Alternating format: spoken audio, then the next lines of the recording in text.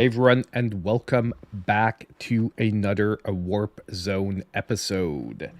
Tonight's Warp Zone episode is going to be a special one because we are not, well, we might cover a few stories here and there if some people really want to talk about some specific issues.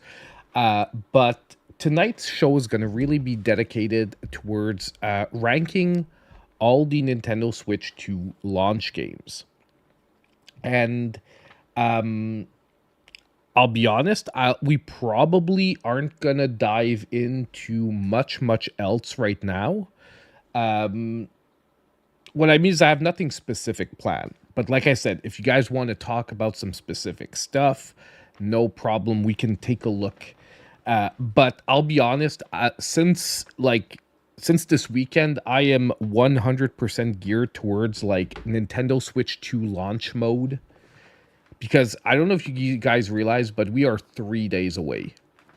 3 days. And like in reality, we're like 2 days away because I'm going to be getting up on Wednesday, like at 5 a.m. to be at the GameStop. My GameStop opens at 8 a.m. on Thursday morning. So like Wednesday to Thursday, I'm going to be getting up at like 5 a.m. to be there ahead of time to make sure that I'm among the first people to get the console so that I can get back here as soon as freaking humanly possible. Like basically, so that's what and like in 1 hour, we are Tuesday. We are actually Tuesday in like 1 hour. The Thursday schedule is gonna be whenever I can get here, we are gonna start streaming. Like as soon as I can get here and get things set up, and I've already started cleaning stuff up. By the way, this is going to be the Nintendo Switch 2 library. I don't know if you guys remember, I showed it last week, but this was full of Switch 1 games. I cleared all the Switch 1 games out. And the Pokemon are guarding the cabinet for the Nintendo Switch 2 games. So this is going to be the Nintendo Switch 2 cabinet starting this week.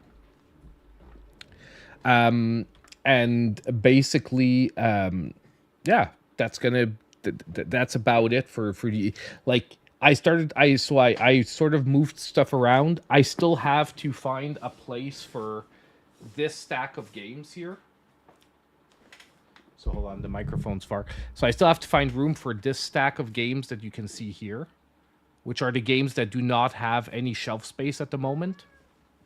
But I wanted the full shelf to be clear for Nintendo Switch 2 because I just want, like, visually in the studio, I want this to be the Nintendo Switch 2 cabinet till it's full and I have to do something else. Wild One, you picked up like 3 games from the deals video. Honestly, I'm not lying. When like sometimes, well, I'm never lying, but sometimes the intros like they get a little generic. But when I said that in that last deals video, like every game was like every game, like 80% of the games are actually like top-notch pickups for the price. I wasn't lying. Like if you like, especially if you like retro style gaming, if you like pixel art gaming, like yesterday's or today is yesterday's because I made the video yesterday. Okay, so that's why I'm saying yesterday's video. But today's $5 eShop deals video has bangers all throughout it, and bangers that you're getting for like the price of a Starbucks coffee, and even half the price of a Starbucks coffee if you get on one of the fancy ones. But yeah, so you know it's pretty it's a really good lineup, that video. And like I said, if you're saving up for the Switch 2 and you're like, I just want to you bought the D-brand kill switch grip. I'm gonna see what grips I can pick up, and that's why I said that the Thursday schedule is as soon as I get home, because I'm picking up the Switch as soon as possible. However, I might drop into a couple of places to try to pick up a couple of accessories that I might want to try out with the Switch 2, like, you know, as we're unboxing it, because so far, so you guys know what I have guaranteed with the Switch 2 on Thursday. I have the Switch 2, obviously. I have the Pro Controller. I have obviously I'm getting the Mario Kart bundle, so we have Mario Kart. I have Street Fighter 6, the whatever what year 1 plus 2 edition. I have Cyberpunk, and I have Guardians of Azuma. Rune Factory, Guardians of Azuma.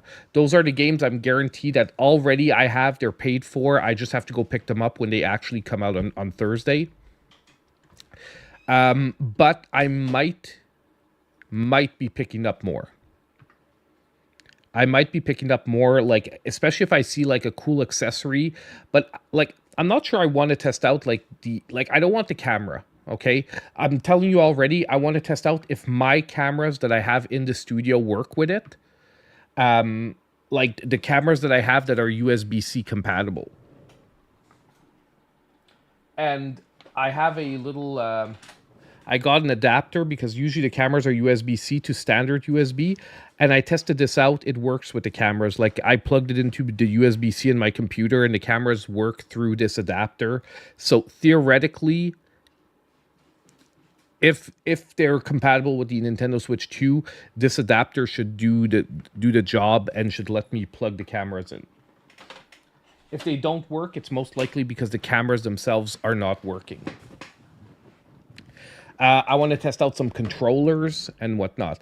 But that's basically why I don't want to give a specific time when I'm back yet. Because number one is I don't know when I'm going to get, like, I don't know when I'm actually going to get my hands on the Switch. Because if I show up at like 5 a.m. and there's already like 50 people lined up because people were crazy enough to be there even faster than that, I might, it might take me like an hour to get the Switch. Then I might want to pop into a couple of places that are open to check if I can get anything else.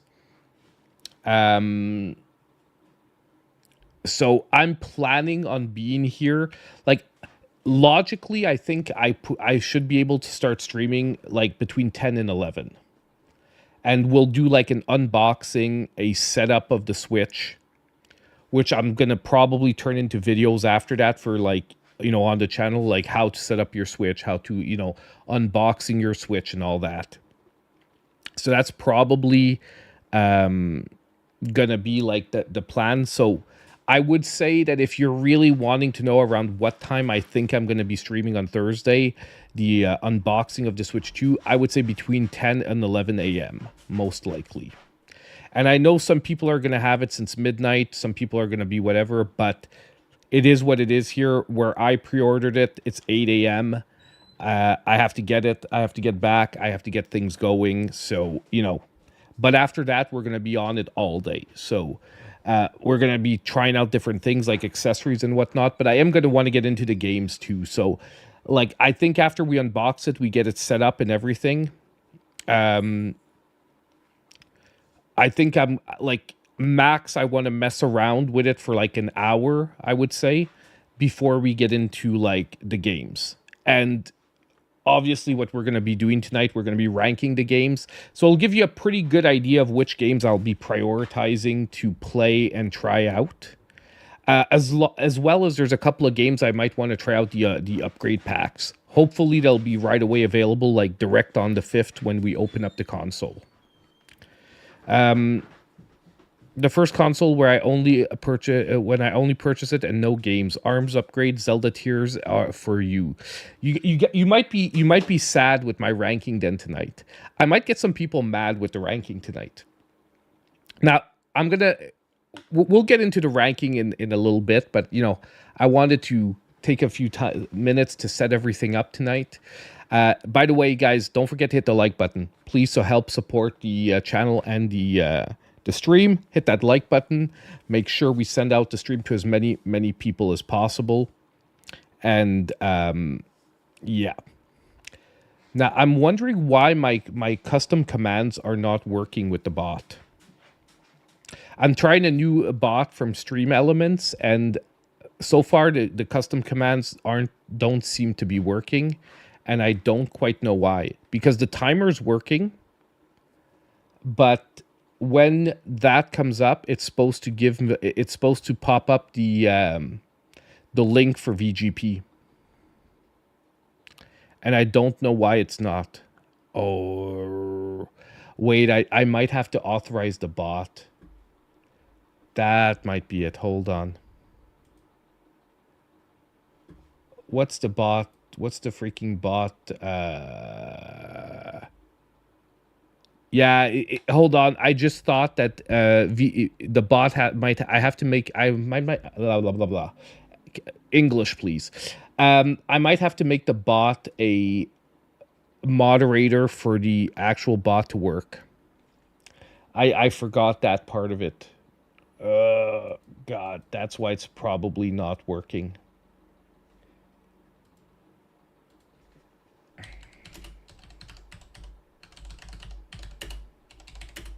Give me a second. I need to do. I just need to know what to call it. How to authorize it.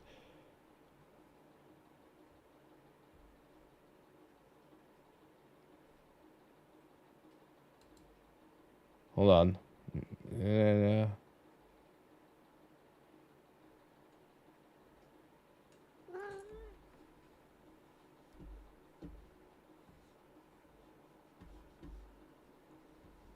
Hold on.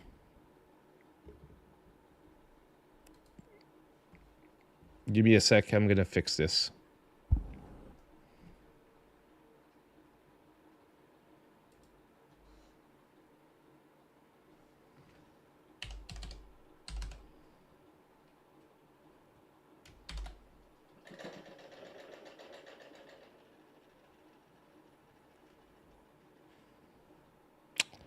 Front slash. Front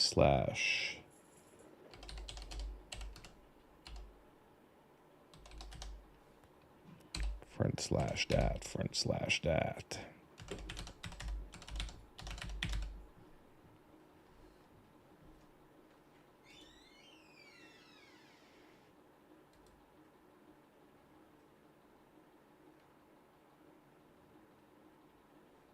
Wait, why is it not working?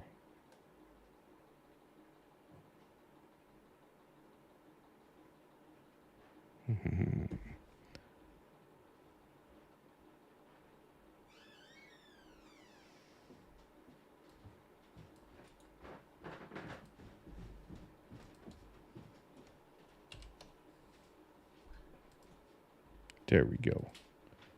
Okay, hold on. That should be fixed. That should now be fixed. Let's try this again. Exclamation point VGP. Is it going to work now?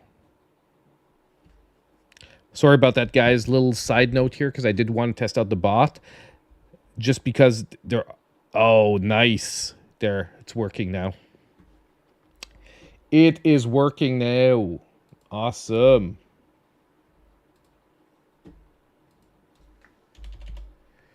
Just need to fix something here. But the reason I switched is because there's actually a few like cool things I can do with this one that I want to test out. So if you are looking for physical games, guys, pick it up at VGP using my link. videogamesplus.ca/MSGT. Gonna do some shameless plugging, okay? Before we get into it. What did I spell wrong? What did I spell wrong?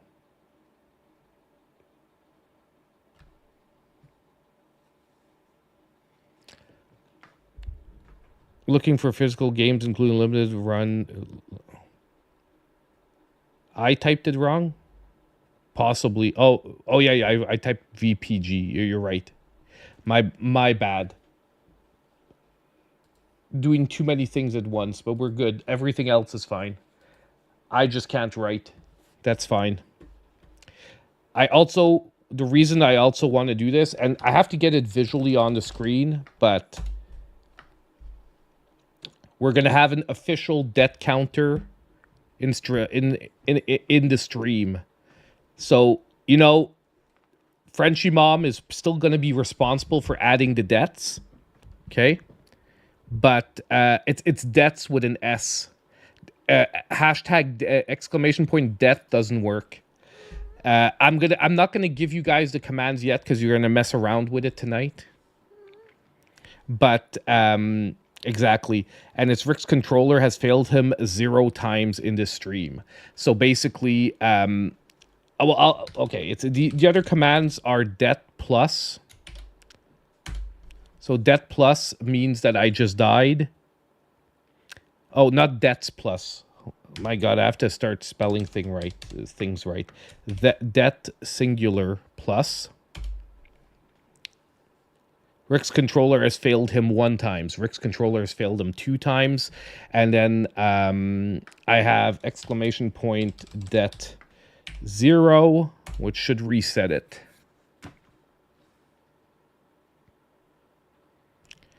And but yeah, so why is the exclamation point det 0 not working? Or is it 0 det that I put?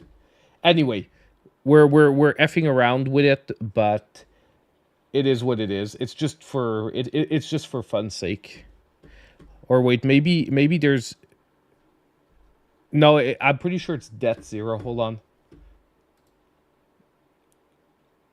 No, it's 0 det. That's why it's not working.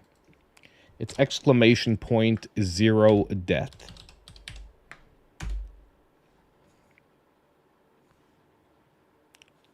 Zero controller fails, so that just resets it basically. So if we if we change games or something like that, we can reset the counter. Now the only thing is, like I said, I'm gonna nominate like a responsible person for it, because as you saw, if we start putting pluses multiple times, it's gonna mess up the control. Like if 2 people says det plus at the same time, it gives me 2 debts instead of 1. But we're gonna be able to have an official det counter, and I'm gonna work on having it visually represented on the screen. I wanted to first make sure that the bot was actually working properly. Now that I know that the bot is working properly, I'm going to invest more time into setting it all up. Not going to lie, my hype for the Switch 2 died with the reveal. I just ain't feeling it. My Switch 1 backlog is already ridiculous. I'll be holding off for a while and see how things play out. Of course, man. And I can get that feeling. Like, I get that feeling. I think a lot of people are maybe sort of feeling that a bit as well, Emmy. And it's perfectly valid. I personally have been waiting for this because I've been, if you guys follow the channel, you know, I've been talking about it for like over a year now, where it's starting to annoy me that we aren't getting like, look, Stellar Blade. Like, I'm really hoping like Stellar Blade makes its way to the Switch, or I'm really hoping that Wukong would release for the Switch.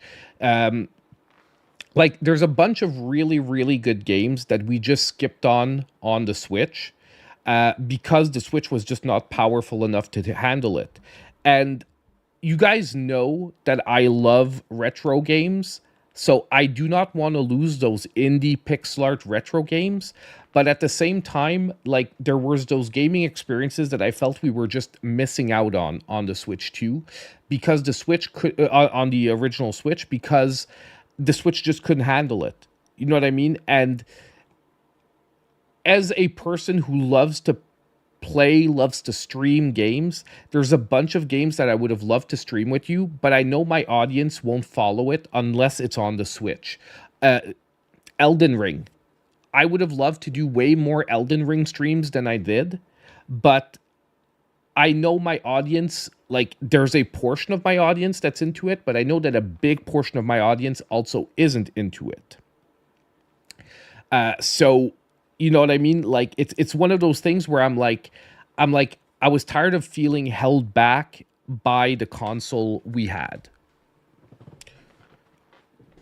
I feel like the Switch 2 will not run Cyberpunk or Elden Ring properly. We'll figure it out. We'll figure it out. No, not at all, Canadian chick. We haven't even gotten started yet. Don't worry. Like, for anyone wondering, we are just warming up. We have the ranking here. We're going to get started very, very shortly.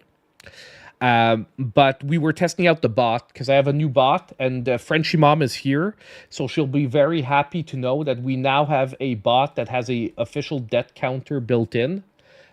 We need someone in the audience to run the det counter. So it's not like we're replacing you, okay? You're just gonna now be able to count the debts, and the bot will keep track of it. And I'm gonna work on getting a visual representation of it on the screen. Like I said, like exactly. No, but you'll be responsible because one person has to add the debts as they come. So if you're here, your job will be still adding the debts to the bot. You know what I mean? Because I'm not going to be adding them myself because I never die. So, if it's up to me, I just never die in a game. It's always my controller that fails me, you know? So it is what it is. Give me a sec here. I'm trying to reshape. Okay, there we go. I'm trying to, because we can make it like this big. Like normally I go with a smaller cam, but like we're already in presentation mode here, right? Are we? Yeah, we're already in presentation mode here. And this is about as big as it's getting, apparently. Or maybe, no, I can't. I can probably zoom, actually. Hold on. That's too much. That feels good. Yeah, this feels good. Okay, I'm going to make myself smaller now, though. We're going to get things all nice and set up properly here. Okay, I'll be hiding like the last few games here, but they'll come into view as we get things into the rankings. Things will move around, and we'll be able to see the games. So yeah, so tonight we're going to be doing, like I said, the ranking of all the Nintendo Switch launch titles. Now, what I wanted to also say is that these rankings are not necessarily my evaluations of how good the games are, but more as how excited am I to try these games. So in these rankings of the games, I just want to be clear with everyone out there before people start like throwing stones at me and trying to trying to assassinate me for saying that some games are probably not going to be where they want to be. If I put a game, okay, on the back burner, okay, it doesn't mean it's a bad game. It means that I am not super excited to play this game on the Switch 2. And I'll be explaining why it's going into that category. Okay? Yeah, you can throw controllers at me. But I just want to let you know I might keep them. Okay? Well, the meh category is pretty much the hell no category. Okay? I'm gonna explain, like, because the categories, I think they pretty much is Definite written properly? Is Definite written properly?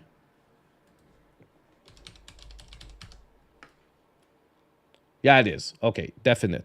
Definite. I don't know why I had like this weird... don't forget that I write a lot of French. So sometimes, like in French, it's définitivement. And I was like, did I write it like that? Because in French, that's like the beginning of the way we write it in French. And I wasn't sure. So just wanted to like sort of double check that one. But yeah, so I think the categories are self-explanatory, but at the same time, I'm going to go through what the categories mean for me. And the meh is going to pretty much grab everything that I don't give a crap about. Okay? The meh category is like, whether the game is coming out or not, I most likely don't really give whatever. But I'll be explaining why it's going into that category. And like I said, it is not an evaluation on the quality of the game. It's primarily because I haven't played some of these games, so I wouldn't judge quality of a game I haven't played. But this is more like my hype towards the game launching on the Switch 2. Like, is this going to be a game that I have to play and whatnot? Okay. And we're going to get into that, like I said, when we get to the official rankings and whatnot. But I think I gave enough time. I think everyone's here. So I think it's time that we really start. And by the way, I'm most likely going to be posting this ranking tomorrow on the main channel, because I know a lot of the warp zones generally go on the side channel, and the uncut version is going to go on the side channel, but I'm most likely going to do a slightly trimmed down version of the rankings for the main channel. So if anyone gets super tired and they're like, oh, I can't stick around or whatnot, you can always check it out tomorrow on the channel. Now, I hope you all stick with around with me tonight and you help me make these rankings. They're going to come out the Metroidvania rankings. I am not the top 10 lists. I haven't not wanted to do them. I'm just out of time. So every time I come to try to work on secondary content, it's time to make a deals video, or it's time to do a review or something else, stuff that is more time sensitive. But I'm still looking at doing the rankings videos. I'm just going to probably try and shorten them compared to how I used to do them. Because when I used to do the ranking videos, like, it would be almost like 3 minutes per game. So like a top 10 video was about like 20 to 30 minutes. The top 10 videos are probably going to be much shorter, with 1 minute sections for each game and about 10 minutes long. I think for someone watching the video, it's more digestible one way or the other, and I still think it's gonna convey the message we're looking for. But I think I'm gonna have to do that just because it's a time and like resource dedication issue. Time is my most lacking resource currently for the channel.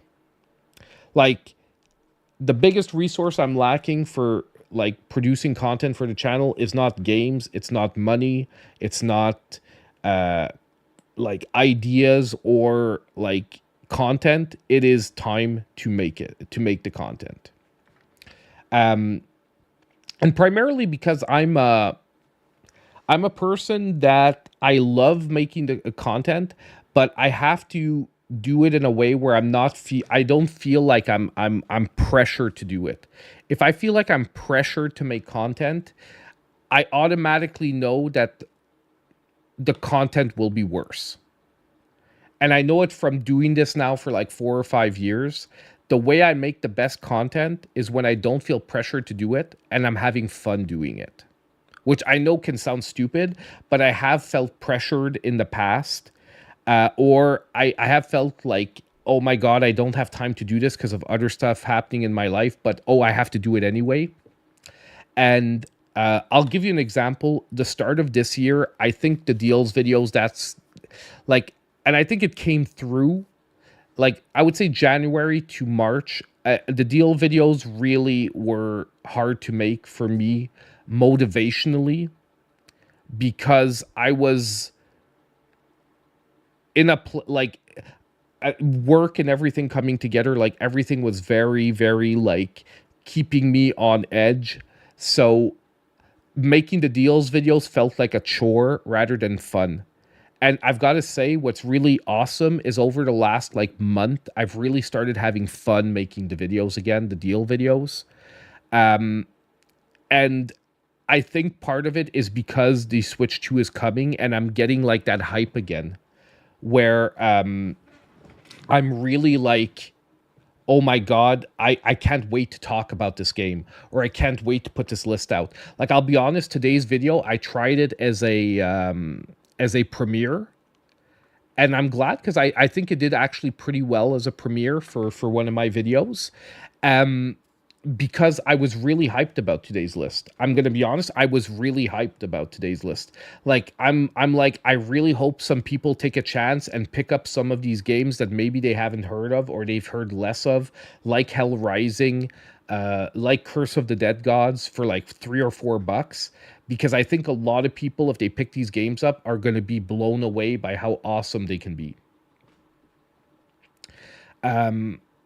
And that was a really, I've got to say, like, I'm really hyped for like the next couple of months with the Switch 2 launching, because just from a motivational perspective, I'm feeling the hype coming back, and I'm feeling like I can't wait to make a video. You know what I mean? Like, and I don't want to pretend like, oh, it's been like that for years. I would say there was only like, I would say like 3 or 4 harder months at like end of last year, beginning of this year. Um, I might, oh, a light that's not too expensive. Honestly, there's a lot of like little, like I've got a, like the lights I have are only about like, I'm trying, I would say about like 50 or 60 bucks. Like the lights, the studio lights I'm using, the soft boxes, like it's a kit from Amazon, and I've been using these now for like years, and they only cost like probably like they might be 70 now because prices have gone up, 70 or 80, but I would say nonetheless that it is worth the investment because, to be honest, if you pay $25 for a light and then 6 months later realize you need to pay $60 for a real nice kit, it's like you threw the first $25 in the garbage. You know what I mean? Like, why not just? And I know it sounds stupid, but I'm talking from experience in the sense that I've done this. Okay, I started with. I can grab it. Give me a second.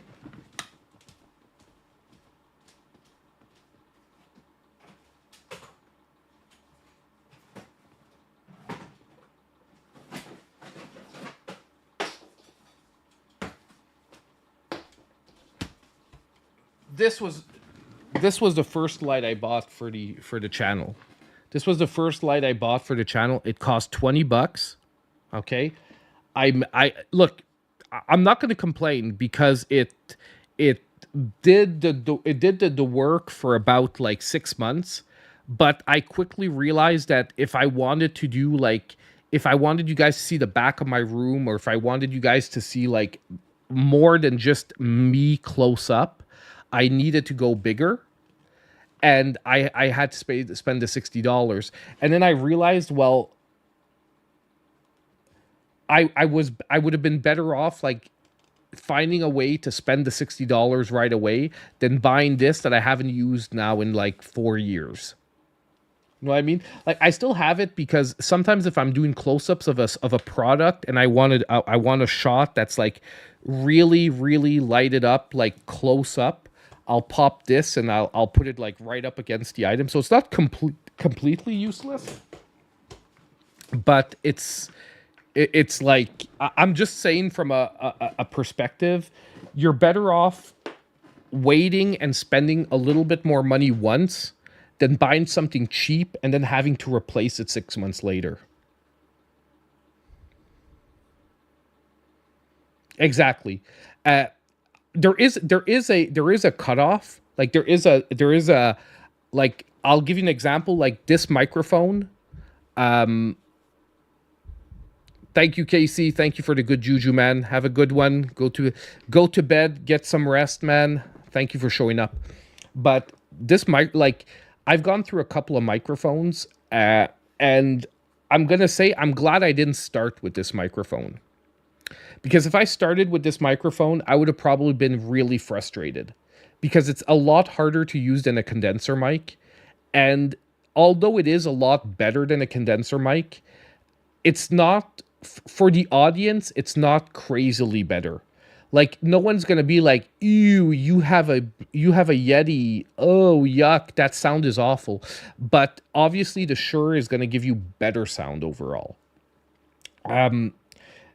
So that's maybe the only place I would say be careful, because if you go too high end when the equipment is sort of too hard to use or unuser friendly, like I'm glad I started with a condenser mic because I sort of learned all the basics. I learned all the basics on a condenser mic, so that when I switched to a oh my god, uh, the word's not coming to me. A When it's not a condenser mic, it's a basically this one needs a power source. Anyway, people who know audio know what I mean. Like, this is not a condenser mic anymore. I'm glad I didn't start with this because I would have probably been frustrated setting it up at first, and I myself would have not been like. You have to get into the habit of using a mic like this, and I would have probably got frustrated with the not like messing up the audio sometimes because I wasn't using it the right way. But anyway, it is what it is. Okay. With all this aside, let's get into it. If we want to chat more about like channel history and equipment and all that, we can chat about it a little bit later.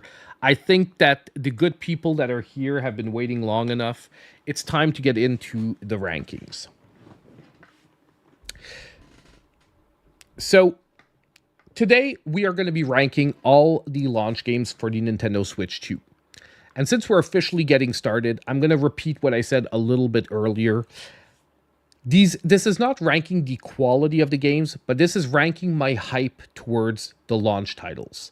So how excited am I to play each one of these individual games? Thank you so much for the donation, Living, by the way. Can't wait for Shinobi AOV Collector's Edition from LR for the Switch for $200. Not bad. It sucks waiting almost a year, but I'm sure it'll be worth it. Honestly, if you're a huge fan of the series, I would say yes. I got the Castlevania Collector's Edition for the Classic Collection, and it took a year or more to get. And when I did get it, I didn't regret it. So I would say that I agree with you, Living Man. It can be a great pickup. So like I said, getting back into what we're going to be doing tonight this is my excitement towards the launch titles. How excited am I to try these different games or to play these different games? And the reason why I'm saying this is not a quality evaluation of the games is because I haven't played some of these games. So I can't tell you if the games are going to be good or not. Now, obviously, there are some of these games that we have played before, and I know that the base games or the quality of the base games is very high or very low, depending on the game. But at the same time, that's not what we're here to do tonight. We're here to talk about how excited am I towards these games coming out. And it might make some people mad because one of your favorite games might go into the meh category, or a game that you hate might go into the definite priority or as soon as effing possible category. But that's the way the cookie crumbles. This is how excited am I to play these different games. And you're going to see that a tendency that I'm most likely is going to happen in today's video is that I'm going to be very excited to play games that experiences that I haven't been able to have with the Switch 1 for a while because it just wasn't powerful enough to run games of the type that some of these games are. And you know what I'm talking about. Like, we haven't had like really good 3D action games from a third party since I would say almost Bayonetta 3. And even that game you could feel was held back by the power of the Switch 1. And I think you could tell in the game that the ideas were grander than what the console could actually deliver. And most likely some of the ideas actually had to be toned back for the game to work on the console. But that's basically where my head is at the moment. And there's also maybe some games that are great games that I'm just going to be putting lower because I've played them before. And yes, I'm excited to try them in a better format. But at the same time, are they going to take priority over games that I haven't played yet or I haven't experienced? Probably not. So let's first go really quickly through the 5 categories we're going to be working with tonight. So the first category, top category, is as soon as effing possible. So basically, games in this category mean that my hype for playing these games on the Nintendo Switch 2 is so high that most likely I'm going to be playing them on launch day. I most likely even already pre-ordered and paid for the games, and the only thing keeping me from playing them at the moment is the fact that they aren't out yet. So as soon as effing possible is, for me, the cream of the crop, what games I just can't wait to get my hands on and play on Nintendo Switch 2.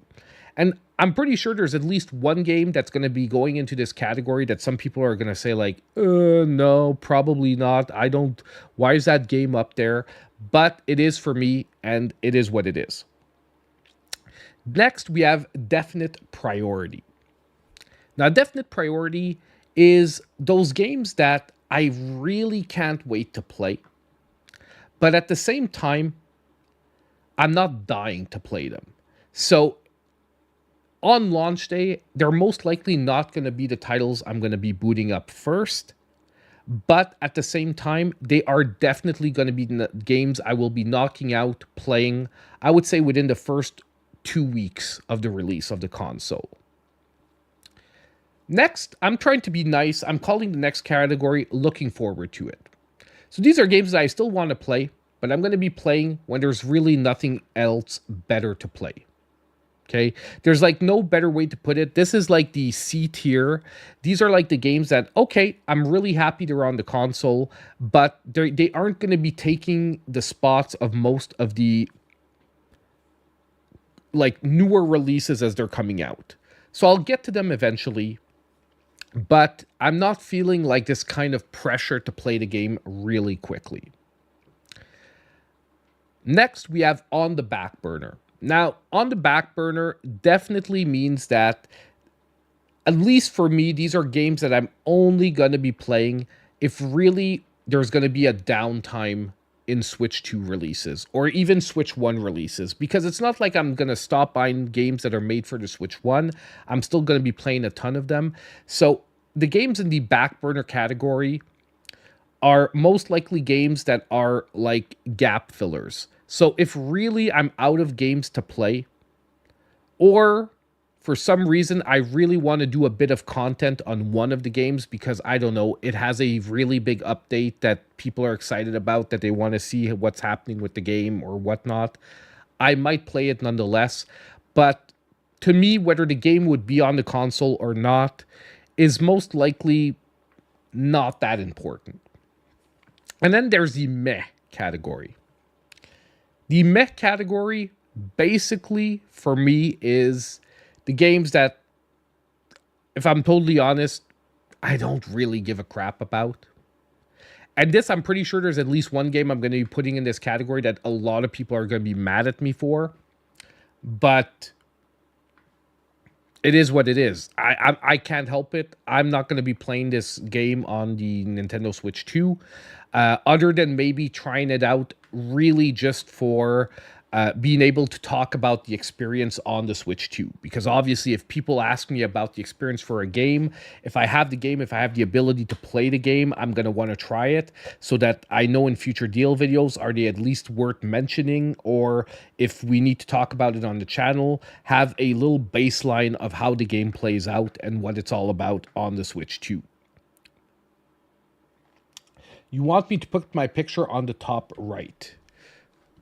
You know what? That's actually a really good idea, because you're right that most likely the top right of the screen is not going to be used. So we're gonna do that. That's a really good idea, Wild One. So we're going to be putting my picture at the top right. That way you guys get to see the last games. So if I'm missing any launch games, I really don't think I am, because I even included, I would say, the major releases for the GameCube games here.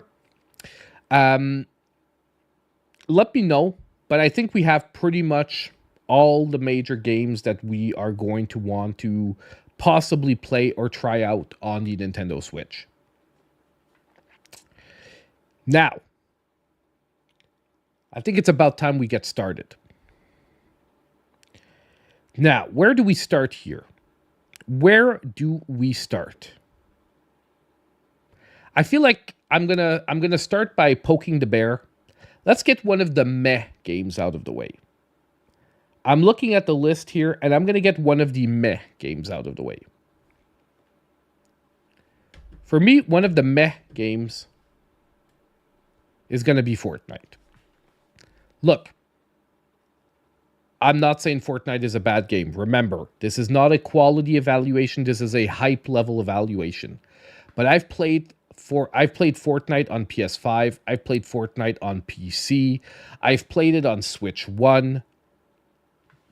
Honestly, I'm Fortnited out. And the Switch 2 experience is definitely going to be way better than the Switch 1 experience. But I'm still not going to play the game, most likely on the console. However, my daughter definitely will. She cannot wait to try Fortnite on the Switch 2 because she plays Fortnite like daily on her Switch 1. And by the way, she's going to be upgraded to the Switch OLED as soon as the Switch 2 is out. She's going to be handed down my Nintendo Switch OLED, so that is going to be hers to play most of the time. But to me, the fact that Fortnite is on the Switch 2 is a meh. Fine, I'm glad it's there. And I'm sure it's going to be super popular. Okay? But for me, hype level, I could care less. And it's not really, like, I included it as a launch title, but to me, it's not even a launch title because we've already had it. We're really just getting, like, a free upgrade pack for it. And it's not even an upgrade pack. It's like just, oh, the game's going to run like on other consoles now. So, there we go. One of the meh games out of the way. Now let's turn to one of the as soon as effing possible. Because I feel like we just did a meh. Let's right away get one of the as soon as effing possible out of the way. And we're going to start with one of probably the most obvious games that for me is going to be in that category. Probably everyone can guess what game I'm going to be pointing to in a couple of seconds. But obviously, it's going to be Mario Kart World. Now, I know. I can already hear it. It's the $80 game. It's girl bull crap, blah, blah, blah, blah, blah, blah, blah. Yeah, you're right. I wish the game was cheaper.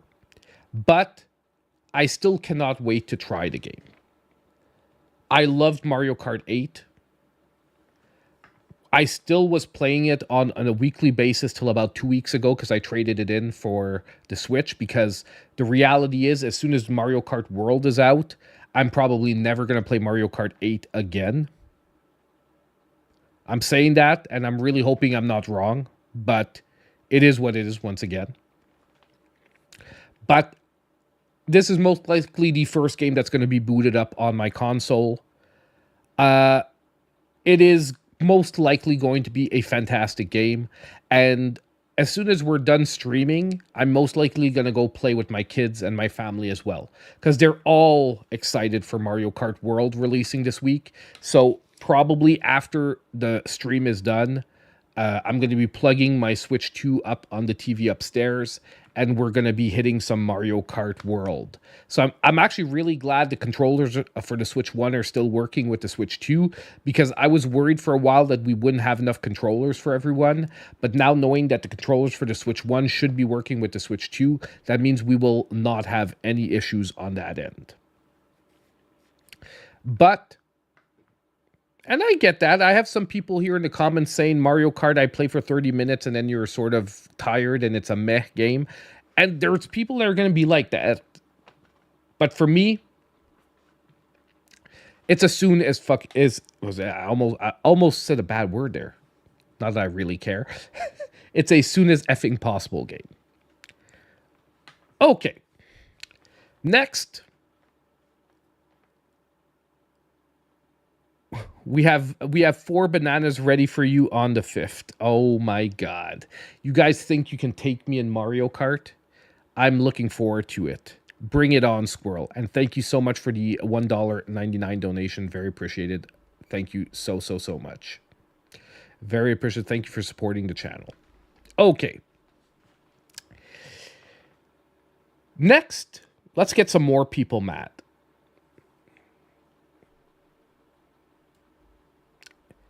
Breath of the Wild is going to be on the back burner for me. Now, I know a lot of people are like anticipating this game. They can't wait to get back into the Switch 2 version of the game. And look, I will probably boot it up to check out the upgrade. But what I mean is I won't count that as playing the game. because I'm going to boot it up just to see what it looks like, to see the beauty of before and after. But I'm not going to play it again right away. Like, this is the very definition of on the back burner. Remember what I said on the back burner is, I'll play this if there's a downtime and I don't know what to play. Because I played Breath of the Wild. I played the crap out of Breath of the Wild. I had a great experience with Breath of the Wild. Is it going to be enhanced? Definitely. But is it going to be enhanced enough that I'm going to want to replay the whole game? I don't feel like it. And secondly, if I replay Breath of the Wild, there's a much higher chance I'm going to replay Tears of the Kingdom. Because I significantly played less overall of Tears of the Kingdom. And I do feel like there's going to be a bigger upside to playing Tears of the Kingdom again than Breath of the Wild. But some people are going to be mad at me for this. But definitely, to me, Breath of the Wild is going to be on the back burner. However, for people who have never played Breath of the Wild, like, don't forget, I said at the beginning, this is my list. Because for people who have never played Breath of the Wild, I can see this being this. You understand what I mean? Like, if you have not played Breath of the Wild, and you are, like, you didn't have a Switch 1, or you just didn't pick it up for the Switch 1, you're picking up a Switch 2, and you've never played the game, I can see why it would be up here. You understand? Because it is one of those games that if you have not played it yet, you are going to have the time of your life. You're going to have a life-altering experience, most likely. It is a great overall game. Okay? And since we're on the Legend of Zelda getting people angry path, let's just do this too. Okay? Same thing for Tears of the Kingdom. However, I'm going to do this. Tears of the Kingdom is, for me, higher than Breath of the Wild. And I know there's a bunch of people, too, that are going to be mad just because they did like Breath of the Wild. Like, it is what it is.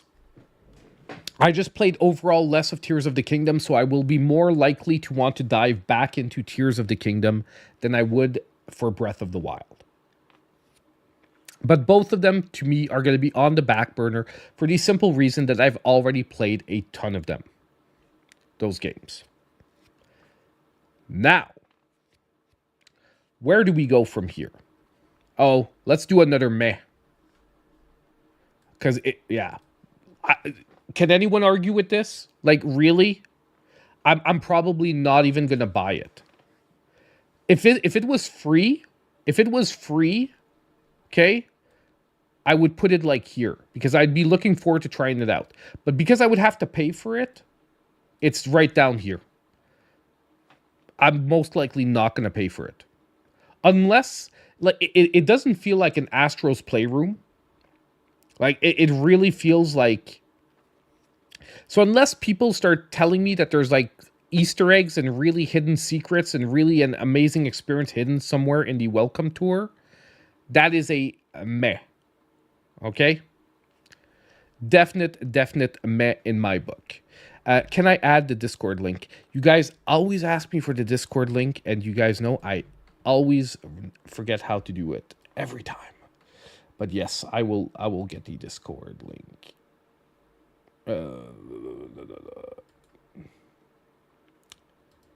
Invite.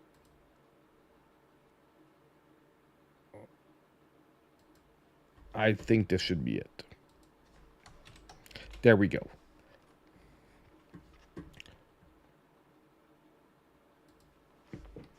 Okie doke.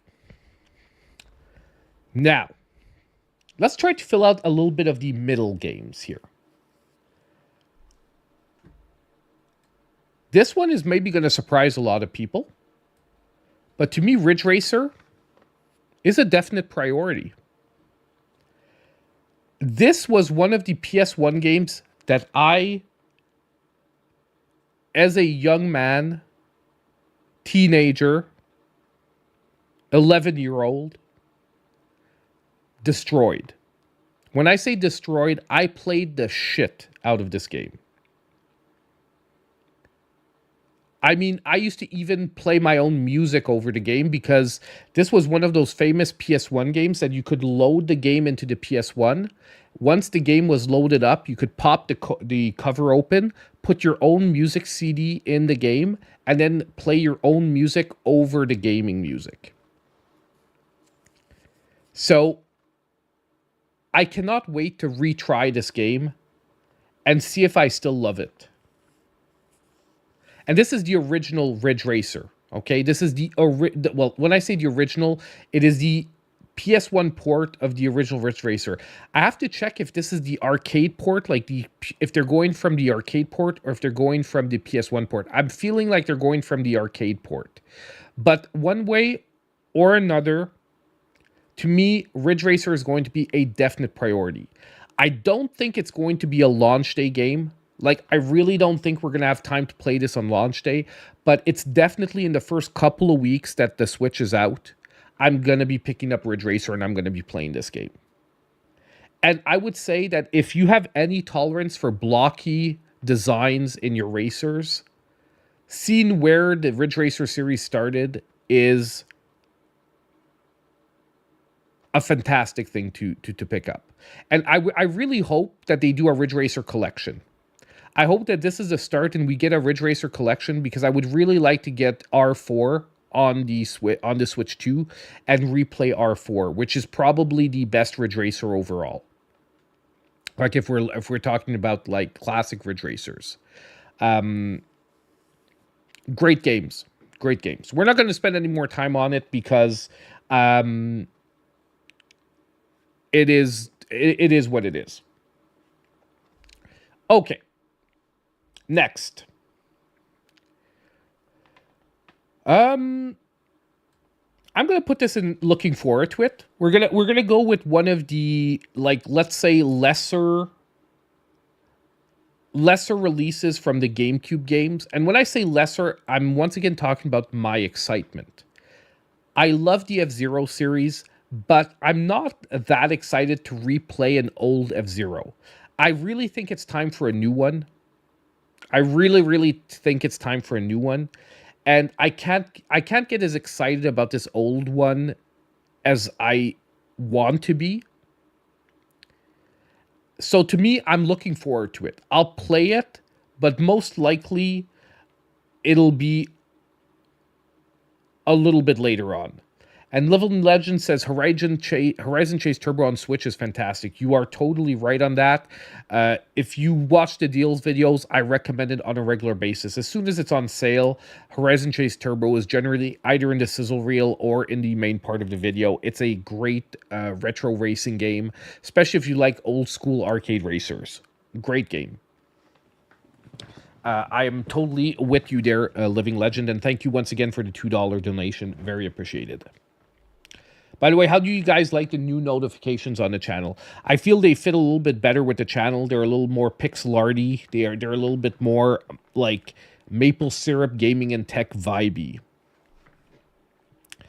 And you know what? Maybe I'll personalize them further. Maybe we'll get a picture of Topaz up there. Okay. Is 2 on the Switch yet? Horizon Chase Turbo 2, I think it is. I'm almost sure it is. But, hold on. We're taking a little side. Horizon Chase 2, yeah, it's on the, it's Horizon Chase 2, but it wasn't as well received as the first one. And is it even the same developer? But it doesn't have the turbo in it. Is this like one of those rip-off games and I'm messing up? No, it's the same developer. So it is, yes, it is. They just didn't call it turbo. I was pretty sure it was, because I'm pretty sure I played it even. And I do think it didn't have the magic of the first one. But anyway, We'll get back to it. Maybe we'll get an upgrade for the Switch 2. We'll see. Aquarius is a Brazilian dev. Yeah, they are a. You're right. They are a Brazilian developer, and you know what? There's a lot of really good games coming out of Brazil currently. They are really upping their game, their Switch game, because there's a couple of really up and coming developers from Brazil, and their games are getting better and better. There's one indie developer that I've been playing their games for like a couple of years now, and I'm gonna say they used to be very bare bones, and their games have been getting consistently better and better each release. No problem, Wild One. Have a great evening, man. Have a great evening. Thank you for showing up for the time you were here, man. Okay, so we're building on the list, but I think you guys get the gist of why F-Zero GX is where it is. F-Zero GX, super excited, but not. It's not going to take priority over anything else. But it's not on the back burner either, because eventually I would put it up against like a medium-sized release. You know, one of those releases that is not super hyped. Okie doke. Now, where do we go from here?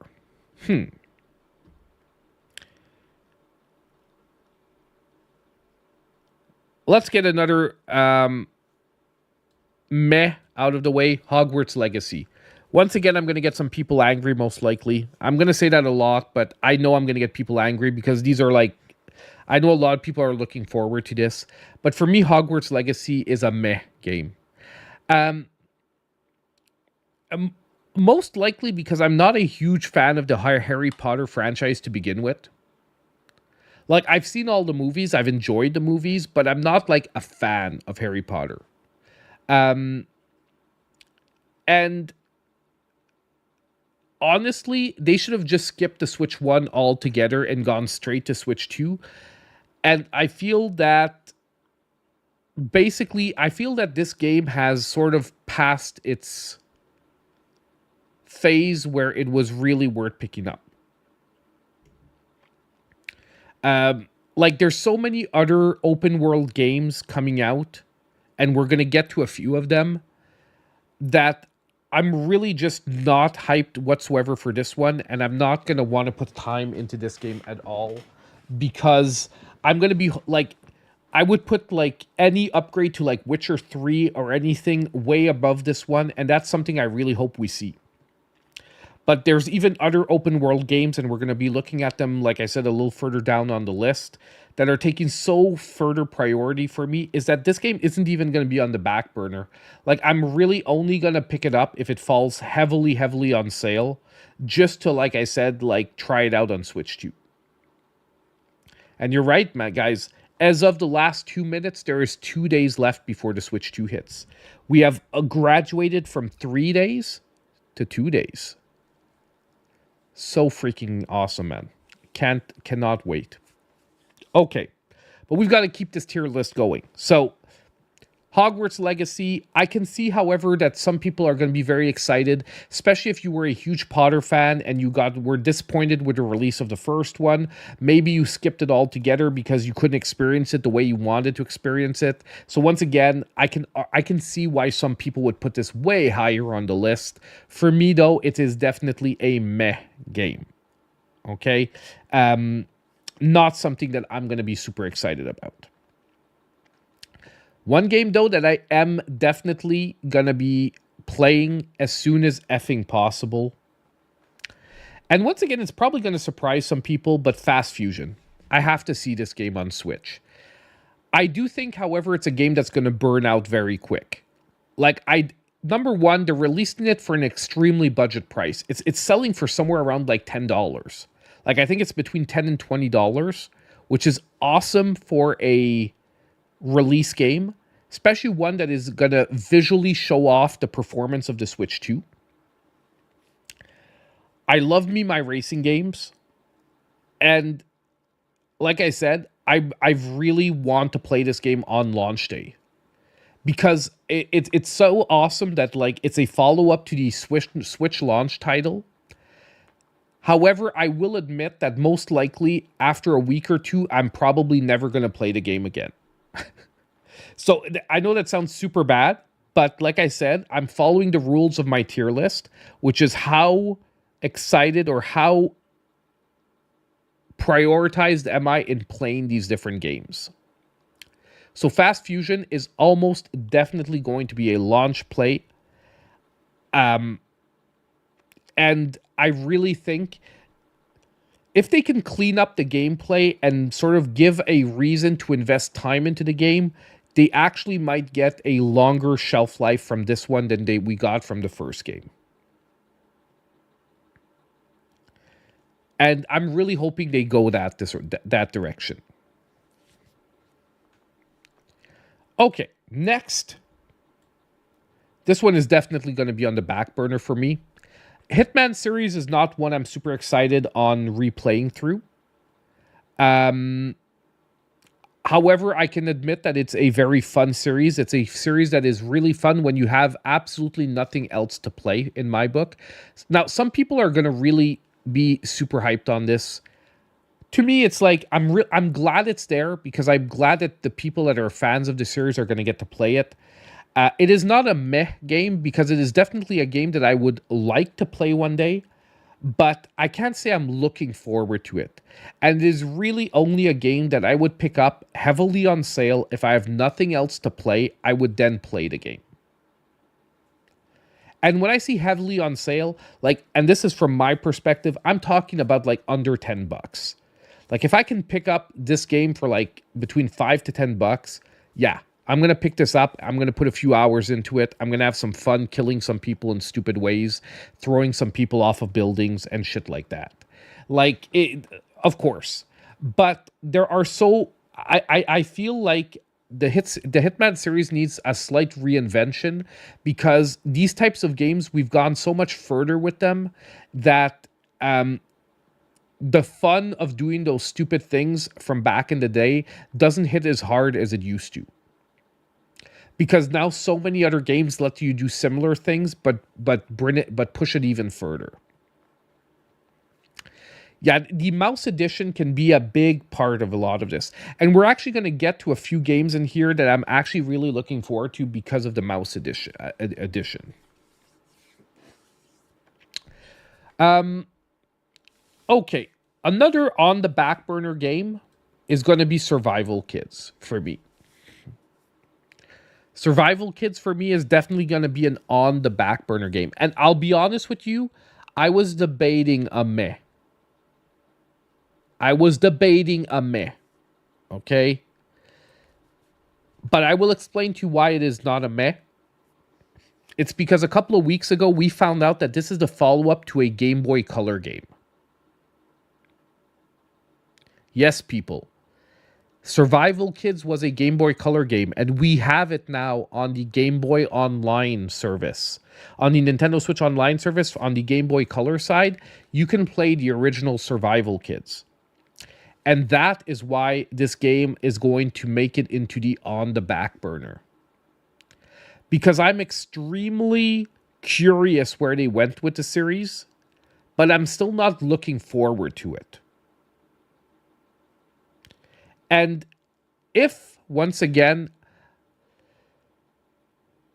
I might have to pick it up because of my kids. Like, if ever we figure out that it's a really fun multiplayer game in the Overcooked genre, I might be forced to pick it up. But on the personal level, I'm not hyped for it, but I definitely would want to try it out from the see what they did with the series perspective. And see where they went with this. And how crazy it is that, like, 30 years later, we're getting the sequel to a Game Boy game that I didn't even know existed. So, to me, Survival Kids is going to make it into the on the back burner.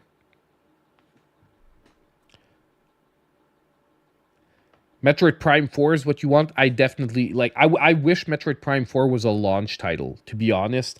I really wish it was a launch title because I'm extremely hyped for that as well.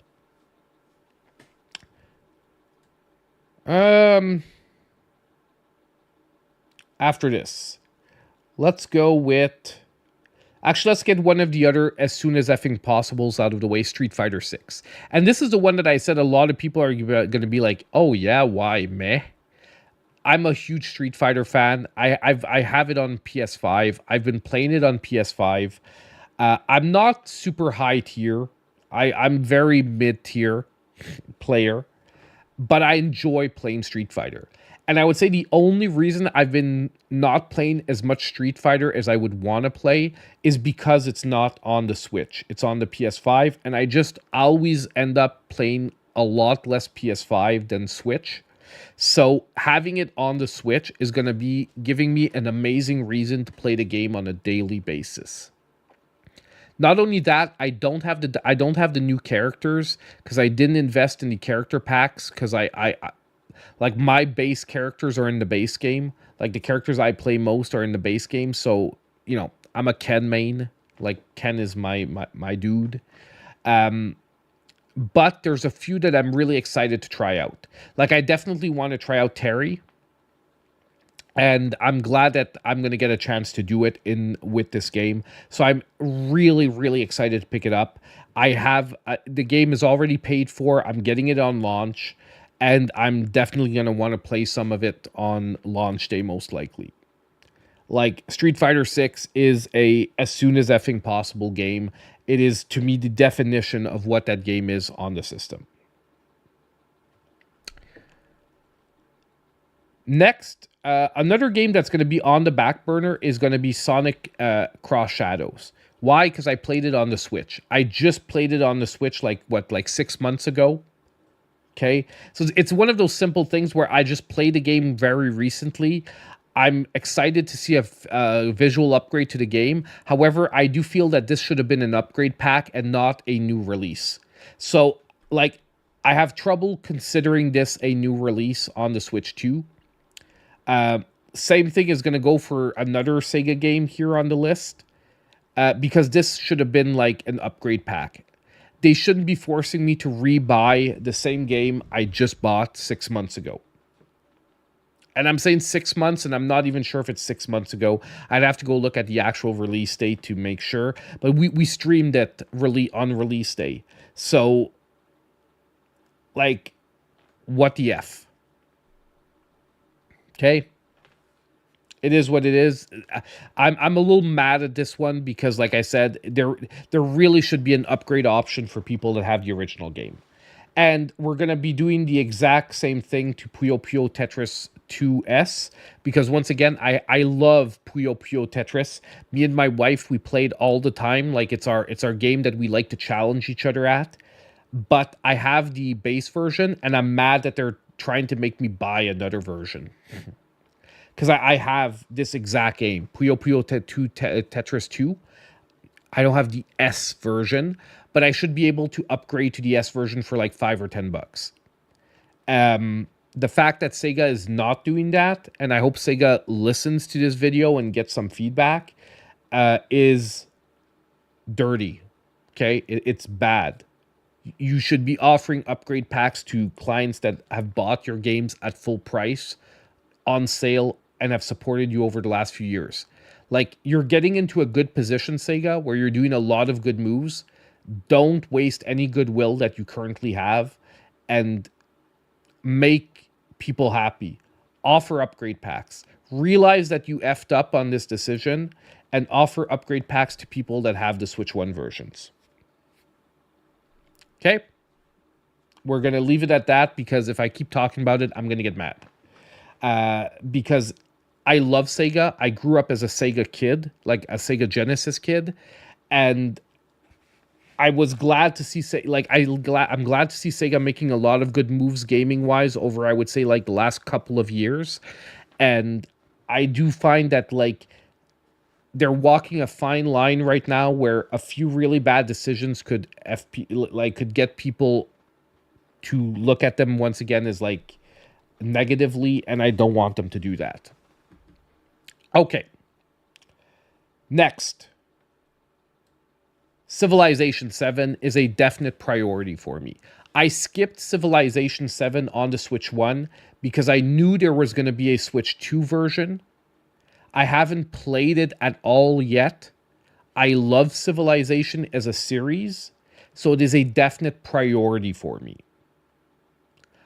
We're not going to be playing this at all on launch day, however, because it is not a very good streamable game, number one.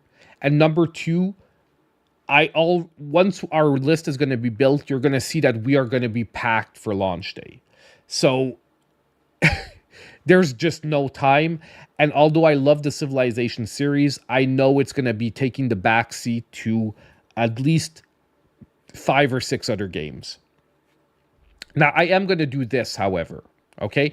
And by the way, I'm probably going to be moving around some of these lists because we're going to get everything into the right categories. We're going to look it over, make sure we don't want to change anything, and then I'm going to maybe order them within each category so that we know which is the top of the mez and which is the bottom of the mez. You know what I mean? Okay. Next, after this is going to be a definite priority as well. I've been really looking for a reason to finally finish Wind Waker. Now, I'm going to be like giving some secret info here. I've never finished Wind Waker. When I played it on the GameCube, I got influenced by I was a young guy, man. I was like GameCube era. I told you guys, like PS1, I was like around 15, 16. I got influenced by everyone bitching about the graphics back in the day. And I was a young guy and I was like, oh my God, it's right. This is cheesy that they went with such a kiddie look with the cel-shaded graphics and blah, blah, blah and whatnot. So I played Zelda Wind Waker, but when my friends were telling me how uncool it was, I sort of dropped the game. And I've been looking for a reason to replay it. And this is going to be the perfect reason to replay Wind Waker and to finally destroy the game. Like, I'm telling you right away, like when I'm going to drop into Wind Waker, and that's why I'm not putting it here, because if I would put it here, that means I'm not doing anything else for like a week. You guys get what I'm saying here? Like this, I'm a Zelda fan. I'm a huge Zelda fan. Like if you guys know the channel, you know I'm a huge Zelda fan. So I know that if I play this game, if I boot it up, you've lost me for like till I finish the game. Because I haven't finished this Zelda. So it is going to be a definite priority. I'm going to be playing it very early on. I might even stream it.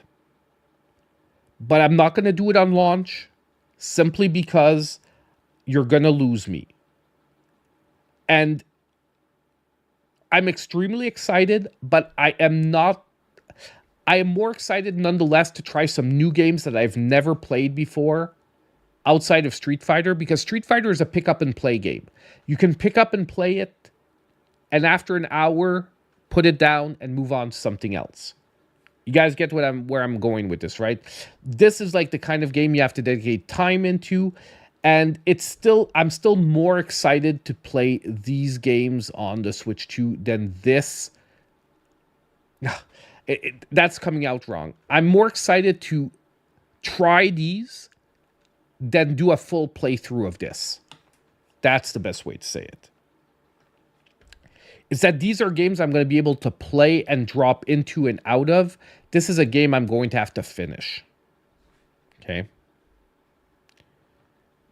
So you guys have a little announcement. I know what the end of the game is. I know what all the story is because I watched like lore videos.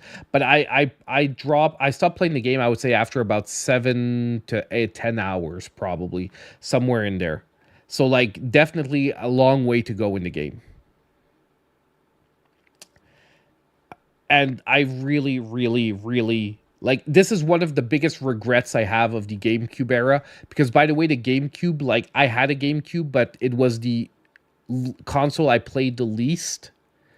And it is one of my biggest regrets of the GameCube era.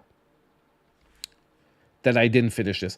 This and Metroid Primes I played years later, so I missed out on Metroid Prime when they first came out. But those I did play later, though. I did play them later. Uh, I'm I'm really not sure why I never decided to pick up Wind Waker and play it on a GameCube. But it is what it is.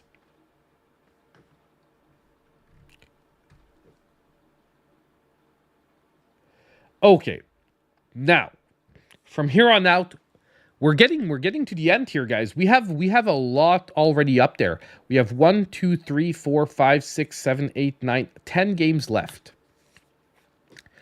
Yakuza 0 is going to be a looking forward to for me. I really want to play this game, but I cannot prioritize it.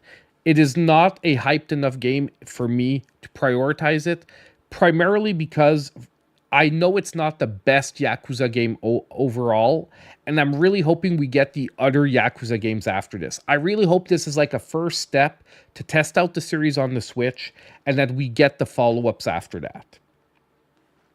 I really don't think there's anything else to say about this because it's still in a pretty high category, because looking forward to means that I'm definitely gonna be playing it. I'm not gonna be prioritizing it like in the launch month of the Switch, like in the first month of the Switch. Suikoden is definitely on the back burner. The game is too freaking long. It's too much of a time investment. I loved it. I'm not aching to play it again, but they are great games. And I definitely want to play them if I have a chance, but I do know that it's such a huge time investment that I'm not sure I'm going to be able to. I know you guys see me playing with this one a lot. It's because I'm really debating where I'm putting it. It's like probably one of the biggest question marks I have here. Split Fiction is going to go into looking forward to it. Look, it's a follow-up to a great series. It's a duo game. I'm going to have to convince my wife to play it with me, or I'm going to have to convince someone to play it with me to really get the proper experience here. Even though I like playing with other people, I'm also I'm like a solo gamer where I like to be able to play the game when I want to play the game. I don't want to have to wait for someone else to play a game. So it's going to go into the looking forward to it because I can't put it higher than that. But I know that respectfully, it doesn't deserve to be lower than that either. Because I definitely will try to get it out of the way because it's one of those experiences that I want to have. Just like It Takes Two, I had to play when I could. Well, Split Fiction sort of falls into that exact same category. Guardians of Azuma is as soon as effing possible. I love the Rune Factory series. I am worried about the game because the fifth one was so god-awful. Like, the fourth one was peak, then the fifth one was really pretty bad. And now I'm really hoping they brought the series back to form. I'm trusting that they did because I think they learned their lessons and they're going to do it right this time. But that is why this one is as soon as effing possible, because I love the Rune Factory series as a whole. And I'm really excited to see where they're going with this one, especially now that I feel they have the horsepower and they have the ability to maybe bring their vision to light the way they want it to be. And we're going to be getting it day one. We're most likely going to be streaming it within the first week, if not day one. The only reason we might not stream it day one is if I don't have enough time to do it justice, because I don't want this to be like I stick it in for an hour and I stop playing. I want to be able to dedicate a good portion of stream time to it. So if I see that the day is going by too quickly, we might like push this to like a later stream. Soul Calibur 2 is going to be a definite priority. I am going to be playing way more of Street Fighter 6, but I do have to replay Soul Calibur 2. Once again, that game I played the shit ton of. I played the PS2 version more than the GameCube version, and I know I didn't have Link. I know I had Hihashi. I know Hihashi is so much less cooler than Link. But to be honest, a Spawn would have probably been my top choice back then on Xbox, but I didn't have an Xbox. So I wasn't even playing like, but because don't forget, I was a teenager. Okay? Spawn was so much cooler back then than Link. You know what I mean? But back then, now Link kicks Spawn's ass easily. But overall, definite priority is going to be Soul Calibur 2. This I'm looking forward to, but I'll be honest, I'd be more into it if it was a straightforward 3D action game. If you don't know, and I have a blank on the name here, this is basically, it's a 3D action game mixed with like a tower defense game. You're playing as this person that has to defend a city. During the day, you sort of have to run around, do like quests and stuff, and get villagers into defensive positions, because at night you get attacked by monsters and you have to try to survive the days. So amazing. Like, I'm really excited to see try this one, but it's not a priority game, and it's not as soon as effing possible game. It's just a looking forward to game. I want to try it, but the overall gameplay is, no, sort of for me. Now, this one might get people angry just because I didn't put it as soon as effing possible, but I have to be totally honest. To me, Cyberpunk is a definite priority, especially because people on the channel said they want to see it. But if I was totally honest, if people didn't vote for it on the channel, I'd even put it here. And it's not because Cyberpunk is not a good game. Let me repeat this, because I said at the beginning here. This is not a judgment on the quality of the games. It is just that it is not my kind of game. I'll give you an example. I'm not a huge fan of Grand Theft Auto. I've played the Grand Theft Autos, but I'm not a huge fan of them, which is why I know to begin with, Cyberpunk is probably not going to pull me in as much as like Witcher.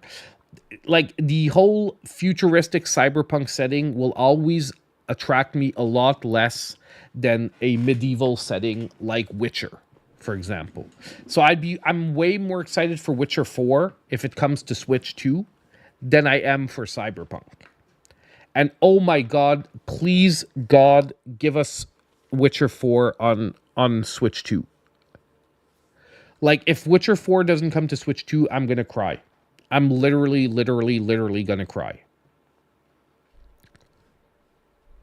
But I'm going to put it here because people on the channel want to see it.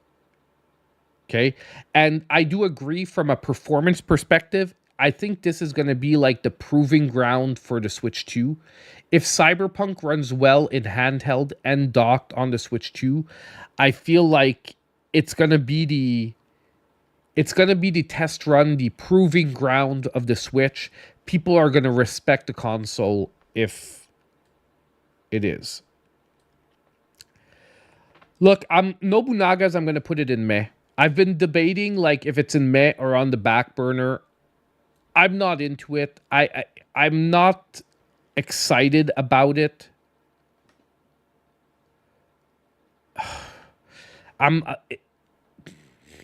But look, what I'm going to do is I'm going to put it at the top of the meh. Because it is a game that if I see gameplay and the gameplay convinces me that the game is very interesting, it could get upgraded, okay? But as it stands now, I have to go with my feeling. Like, I feel there's so many other games that in the strategy genre and like that type of genre that I want to play before Nobunaga, that I'm really putting it in the meh category. I can't see myself taking time to play it over like more Civilization or other games in a similar genre. No, I'm not including free upgrades, my man. No. I'm not going to include the free upgrades. So we have 2 games left, guys. We have 2 games left. Deltarune is going to be a looking forward to it. I love the series. I can't wait to try it, but it's not going to be a priority for me. Because ultimately, this is a Switch 1 game. They're calling it a Switch 2 release, but it's releasing on the Switch 1 and 2 at the same time. And I don't. And the only real advantage that I've seen for Deltarune on the Switch 2 is that it's going to be mouse compatible. And there's going to be mouse specific mini games in the game. So it is a Switch 2 version, but it's not enough to have me prioritize playing Deltarune on the Switch 2.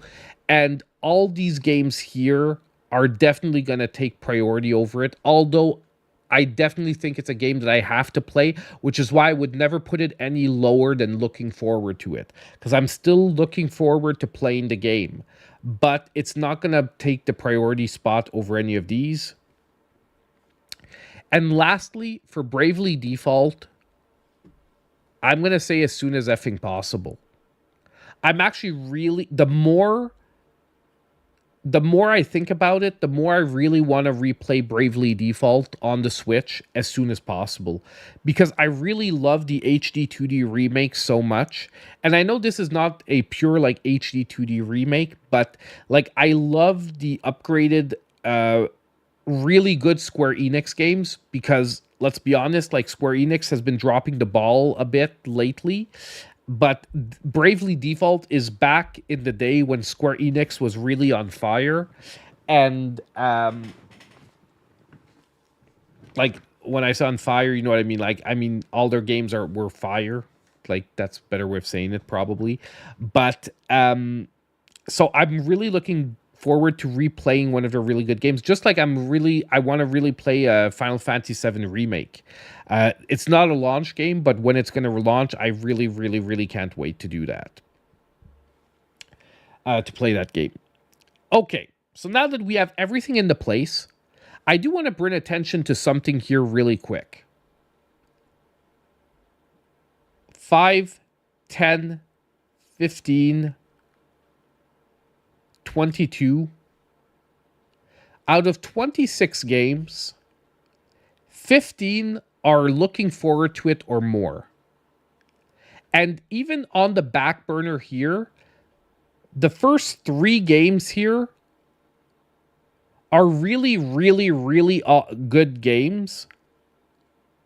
They're just not exciting for me at the moment because I've played too much of them in the past. And I'm not necessarily diving back into them. So I would even say like 18 of the 26 games are going to be really, really fun releases. We have a good Switch lineup here. We have a good launch lineup here. Now, every console is not going to launch with with like 200 games. And I think we have a really solid lineup here for a launch lineup. Yes, Undertale is under $10 right now. If you have not picked up Undertale, by the way, which is the predecessor to Deltarune, it is a really good time to pick it up. It's on sale right now. It is a definite worthy pickup right now, especially if you want to sort of get into it to be able to fully appreciate Deltarune. Thank you for reminding me of that, Squirrel. But yes, so I just want to bring the attention here that out of like 26 games, 18 are extremely solid releases. And even some people could argue that this are extremely solid releases as well. They're just not my cup of tea right now because especially here I'm mad at Sega. Okay? So like it is what it is for that. But now I just want to place things here a little bit. So even though I'm excited for this, I would say this is the order here. Mario Kart, Street Fighter, Guardians of Azuma, Fast Fusion, and then Bravely Default. So from most as effing possible to least effing possible. If we go to definite priorities here, Now I'm gonna leave Cyberpunk there. I'm gonna put this like this, and this like this. So, well, out of the definite priorities, Wind Waker is my definite priority. Like, as soon as I get out of my phase where I have to play these games, I'm definitely going to be starting up a game of Wind Waker. And I'm going to be trying to knock it out as fast as freaking possible while appreciating the game overall. These games I'm going to be able to pick up and play a bit because, like, if you know these games, it's not a game where you have to like finish the game or something like that. So you can sort of pick up and play a few games here and there. And Cyberpunk, I'm going to be doing for the channel. So theoretically, it should probably be higher here, but I really don't want to put it higher because to me, if we're talking, I'm repeating, this list is my excitement towards the games. I don't want to say I'm more excited for this than like this or any of these. It's just like that. Next here, if we look at this is going to be actually towards the top because I am looking forward to that. This here, this would be like this: Yakuza 0, then F-Zero, then Deltarune, then Split Fiction, and then finally the game that I have a blank on the title of the game. Kinitsugami something something. Okay? It's like a 3-part title, but it looks good. Just out of the looking forward to it, it is still the lowest of the looking forward to it. On the back burners. This feels right. This actually feels right. Like, order-wise, this actually feels right. And I'm not saying Suikoden is not a really good game. It's just that I can't see myself playing it again because of how much of a time investment it is. And here... yeah, Nobunaga's is good. I'm going to do this. Nobunaga's Welcome Tour, I might jump into if someone tells me that there are some really awesome Easter eggs, like I said. Then Hogwarts, and finally Fortnite, I'm most likely never going to pick up on the Switch, too. Like, it's going to be on there, but it's going to be on there for my daughter. I'm most likely not going to play it. Yeah, Topaz is crawling around. I'll let her... here, come. She was looking for a way up. So there she is. There is Topaz. So there we have it, guys. That is my tier list for the top, all the launched Nintendo Switch 2 games. Honestly, like I said, really good lineup. I want to hear what you think about this. Like, you know, as I said, this is most likely going to be a video on the channel. So I really want to hear what you think about my lineup. What is your most anticipated game for the Nintendo Switch 2? Like, what game can you not wait? What games do you not care about? Let me know in the comments down below. I really want to hear what your thoughts are on all of this. Keep in mind, like I said, be nice in the comments. It is not a judgment, like I said, on the quality of the games. It is a judgment on my hype towards the games coming out.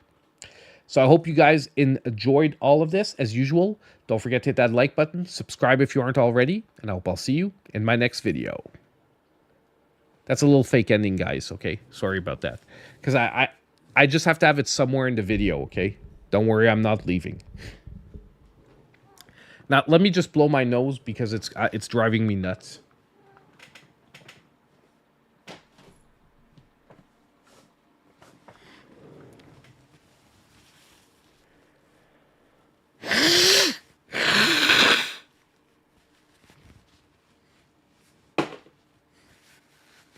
Yeah, I used to love Wipeout too. So that is what part of the reason why Fast Fusion has me really excited too. Wipeout was I loved Wipeout on the original PlayStation.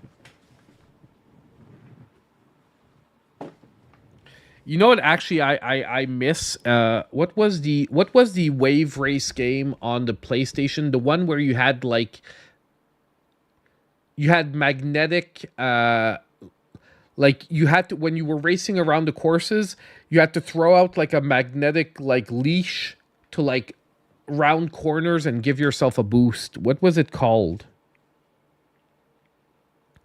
Come on, guys. I know someone out there knows the game I'm talking about. It was on PlayStation 1. Um, it was on PlayStation 1. It's like a wave racer game. Is it Jet Turbo or something like that? Or Turbo Jet or something like that? Yeah, but it's not wave race. I'm just saying it's like a wave race game. What I mean is like you're on it's like you're on a futuristic jet ski. You're on a futuristic jet ski, and you basically you have to take jumps and all kinds of stuff. And the most recognizable mechanic of the game was when you had to take tight corners, you would throw out a leash that would, like, you would have these posts that are like Jet Moto. I'm pretty sure it's Jet Moto. Hold on.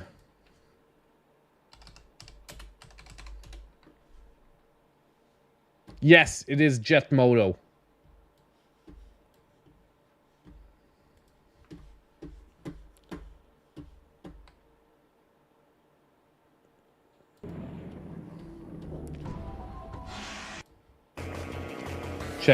Jet Moto, man. So the game was all about like controlling the waves, but I hope we get to see the cornering. Hold on. You guys have to see the cornering because the game was all about like mastering the cornering.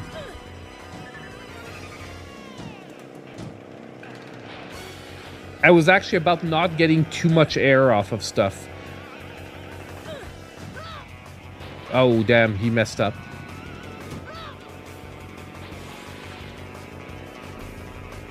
Dude, there aren't any tight corners in this race. Yeah, I know, Mountain Dew. It was full of like 90s, like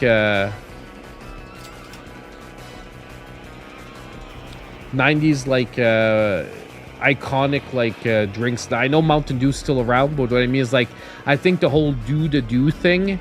Yeah, I had it too. I played a shit ton of it.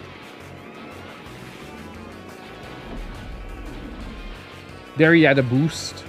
He had a turbo. Okay, the guy's not using the mechanic though.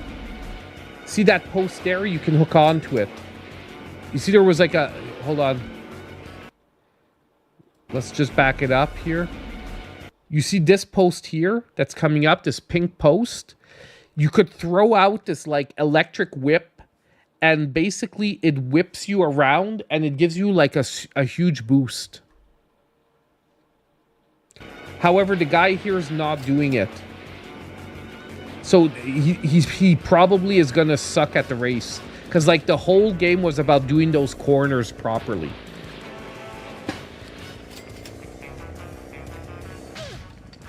Yeah, he's sucking it up, man. Like, no offense, I don't know who this is. Like, I just grabbed random, like, game PlayStation. Is the guy gonna do any cornering properly? Oh, look here. Like, you have to do this. He's not doing it again. You actually saw one of the other racers do it before. Look, give me a sec here. You see one of the you see one of the NPCs do it. Look, you see, look, the NPC here. Wait, I have to get the exact frame. Dude. I see it on the frame, and then when I let go, it's like not the right frame. Hold on a sec. See here. See the guy's doing it right here. See, there's do you see this electric, like this pink electric thing? Like basically it like you would throw it out. You had to throw it out at exactly like the right, when you were at the peak of the turn. You had to, it was all about timing. So you had to throw it out when you were at the peak of the turn, and it would like whip you around and give you a huge boost. And when you would actually master that, that's how you won like the hard races. That's like that was like the most important element to being successful in the like top end of the game.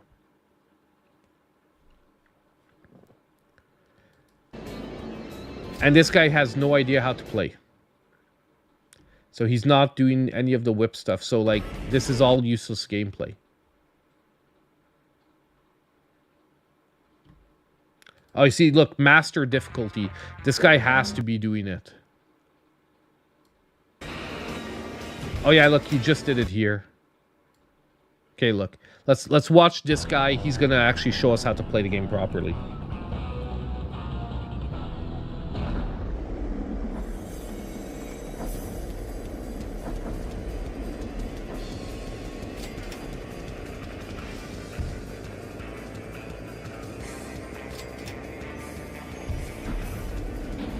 See, he's cheating. He's using the shortcuts. Well, not cheating, but he's using the shortcuts. There, you see?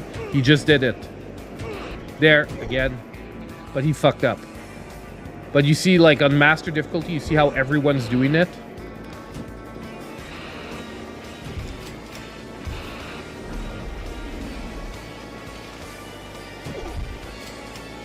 See, there we go. Anyway. Jet Moto, man. I wish this game would come back. It was awesome fun. I'm like low key like, why when the bot does exclamation point VGP it doesn't work?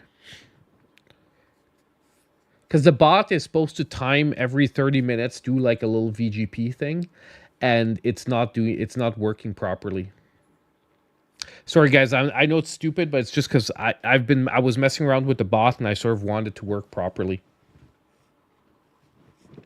But yeah, man, Jet Moto would be an awesome like old school racing game to come back, and I think there's a lot of potential in the gameplay, because I think that if you would fuse like think about it, like Wave Race is gone, but at the same time, you can only have so many arcade racers on the system because it is a pretty niche genre.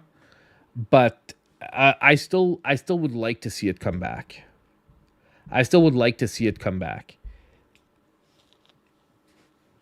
And I don't think it should come back as a AAA game, though. Like, I think it should come back as a midware game where they aim for a release price of around $30-40, and you go really like.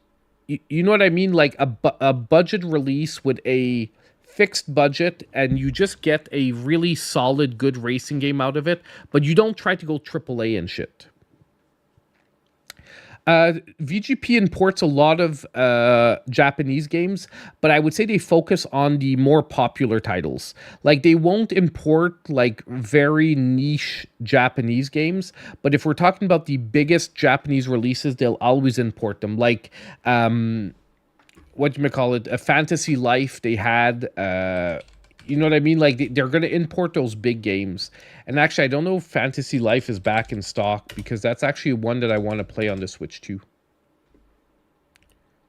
Fantasy. No, not Fantasy. Fantasy.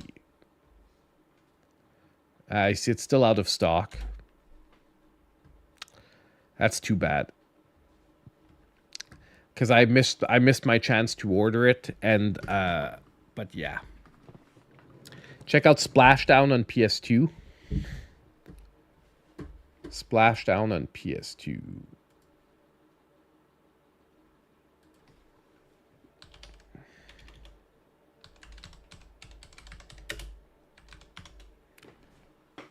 Splashdown on PS2.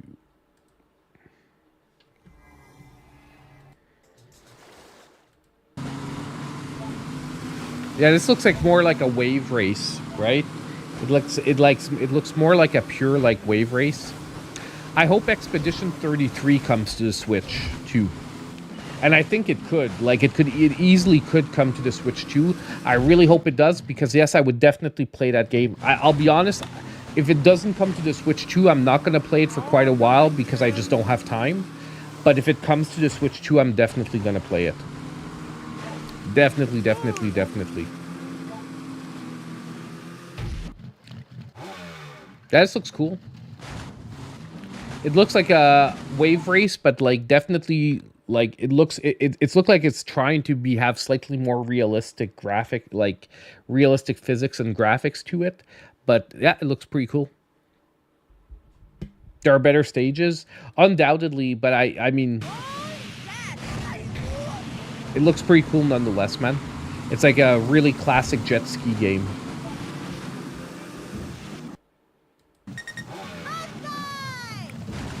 BG3, could you Battlegrounds 3? Could you what I'm sorry, like my mind's not working right, the Canadian chick. What's the full title of the game? BG3? Yeah, I'm not getting the abbreviation.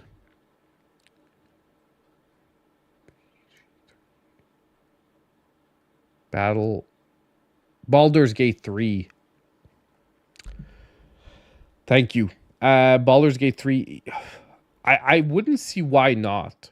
Because like Baldur's Gate 3 is capable of running on some pretty mid hardware. So I don't see why it wouldn't be able to come over.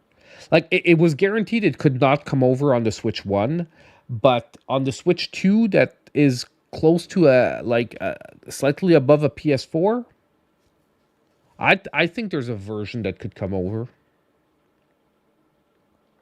Yeah, no, I know what Baldur's Gate 3 is. I've actually been wanting to play it too. Once again, just not on the Switch, so it's hard to invest time into it.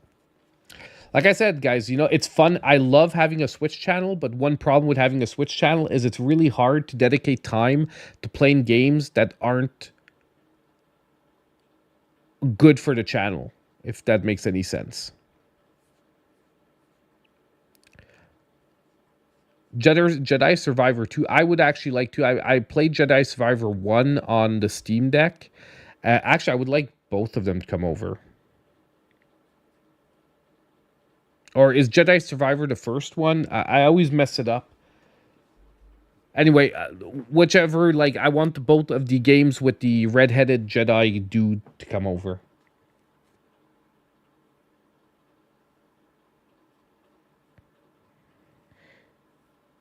I don't see Baldur's Gate 3 as political, but okay. Like, because it gives you freedom to do what you want, so you don't have to do the stuff that people like regard as political or as positional or what that. Like, you can actually play the games pretty straightforward as a, like, if you want to play it like as a, like, you know straight hero dude, you can do that. And like, I don't see what the problem is in giving people freedom to do what they want. No problem, Canadian chick. Thank you for showing up. Thank you for coming. By the way, I haven't forgotten about your gift card. It just always takes a few days. I just got the one for the winner from like the week before because he asked for a US card and it takes forever. So don't worry, you're going to be getting it very soon.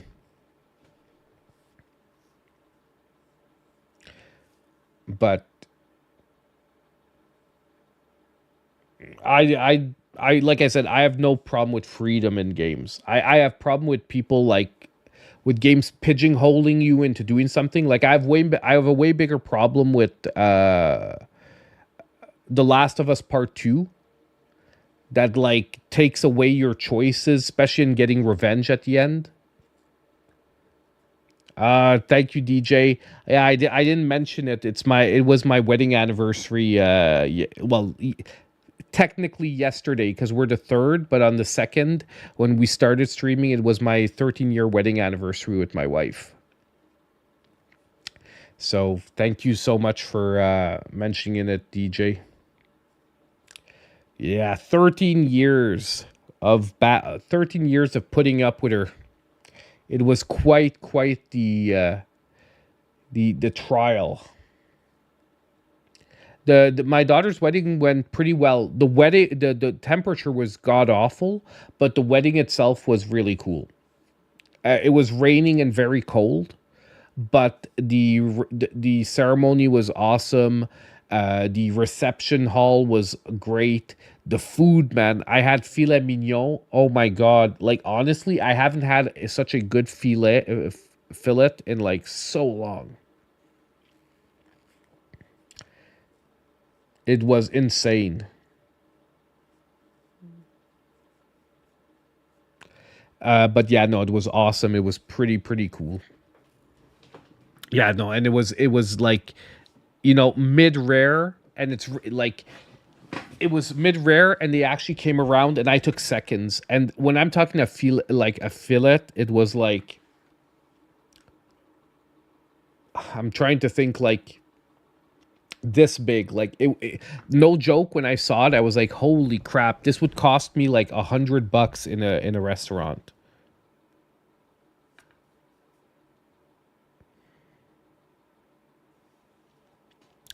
Um, or games that require you to spend money to be competitive in any way, or require you to buy expansions to play with your friends if they bought the expansion. Are you saying you're for those games, or you're against those games, Hell for Gamers? Because, sorry, I don't know if you're following up to another question, but yeah, you like your beef. Well, and especially a filet mignon, you have to eat it medium rare. Like, it's I mean, when I say you have to, I mean like the meat, that cut of meat is made to be eaten that way, because if not, it starts getting tough. Like when it's medium rare, it like melts in your mouth. It's like the meat is made for that. Any more cooking than that, and you start having to you have to start like chewing, and like, you know what I mean, like, yeah. I used to eat steak well done, but when I was younger, because I didn't like blood. But like as I got older, like I needed to have the blood. Like, yeah, no, I wish I would have taken a picture of the plate. I should have, but I didn't, because when I saw it, I actually was like, holy crap, I haven't seen such a nice piece of meat in a long time. Well, I love when like it's red, but like obviously they let it rest enough that it wasn't like bleeding. You know what I mean? Like it wasn't oozing blood. Well, I agree with you, Alfred. I have no problem with paid DLC when it's obvious that the DLC wasn't like planned. Like I hate when a game comes out and a month later it has DLC for it. But I'm not against like adding characters to fighting games and stuff like that. Um, am I against though the addition to online games for you to keep playing the game? It's like I am, but I'm not. Like in this, I'll explain to you. Like I played World of Warcraft for a long time, and World of Warcraft needed expansions to keep things going, and it made sense that when expansions came out, um, if you didn't have the expansion, you obviously couldn't play that part of the game. So if you wanted to follow your friends into the new part of the game, you needed the expansion. So I don't have problems with that type of practice, but I do have problems with like games that obviously are delivered half done to force you to buy DLC like right away. Like if you and if ever if any of you played like classic WoW, you know that DLCs used to come out like every 2 or 3 years. What that means is like that felt fair because, and it was really a question of when a DLC came out, it was fully developed, it was fully delivered, and it even had a roadmap of development within the DLC. Like you would get instances that were added to the DLC and stuff like that. So the value that was added every 2 or 3 years was needed to keep the game going. I have no problem with that, but I do agree with you that nowadays that's not how people are using DLC. They're using DLC as a way to finish an unfinished game, which that I'm totally against.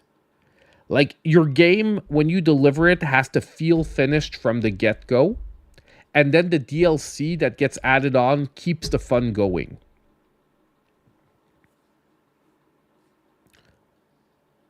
No, and that I agree. Squeezing, I think a company that does it very well currently, or that is doing it pretty well with their game series, is Capcom with Monster Hunter. Like, I feel that Capcom with Monster Hunter, they don't go overboard, and when they deliver a DLC, the DLC is worth it. And like I said, there is a progression within the DLC as well. Like, the base game already has had free content added to it. And at a certain point, they sort of say, like, okay, this is where the standard content ends. Now let's move into a DLC to get a much bigger, like, addition to the gameplay. And that I feel they're doing in a fair way. So I feel like that is like the example of fairness. What would be the example though of unfairness that I can think of really lately?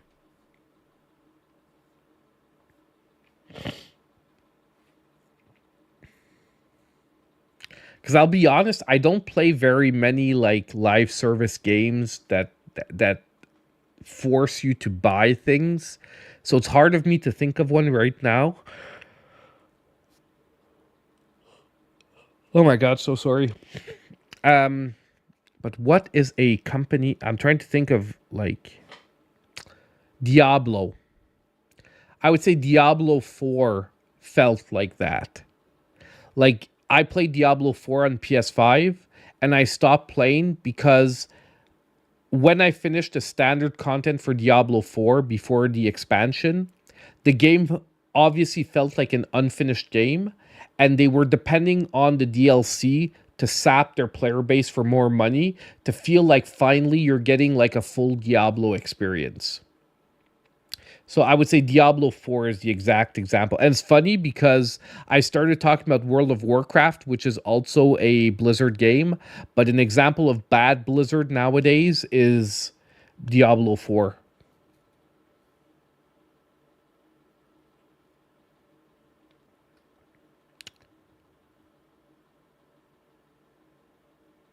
You wish fighting games would go back to unlockable characters unless they are special guests to the series. I do think we've lost some of that magic of having the free unlockable characters in games. Like, I remember, like, I'm sure you're DJ. You can like think of the original Tekken series, like Tekken 1, 2, and 3, where you could like half the characters were hidden and you had to unlock them by finishing the game with other characters. Like, I would say, especially Tekken 2 was where it started going pretty insane on that. And I do agree that there was that magic that had you invest in the game. And I'm trying to think because I like the DLC characters being added and feeling like bigger upgrades, because a lot of the free character unlocks, like, and let's say Tekken again, they were almost skin swaps of earlier characters. Because remember that often you had like King and Armor King that played almost the same. So they were like a new skin that they were saying was another character. You know what I mean? And we're talking about early Tekken. I know that later they got very much like way more differentiated. Um, so I wouldn't want them to go that route, but I do agree that I would like them.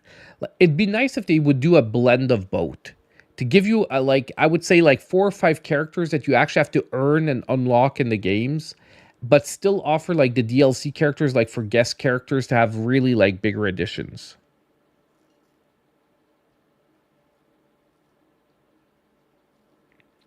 If a game includes in-app purchases that aren't purely cosmetic, you won't even consider playing it.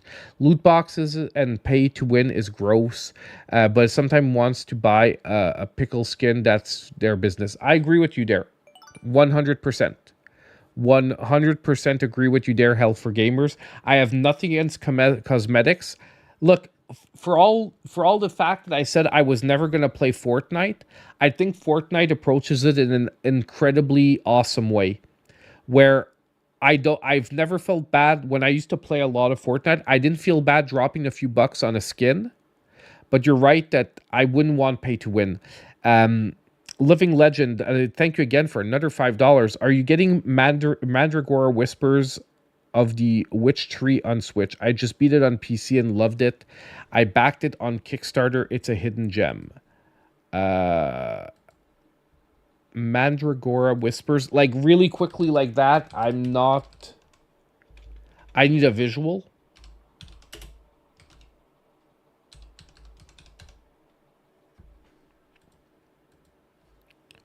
And is it coming to Switch or Switch 2?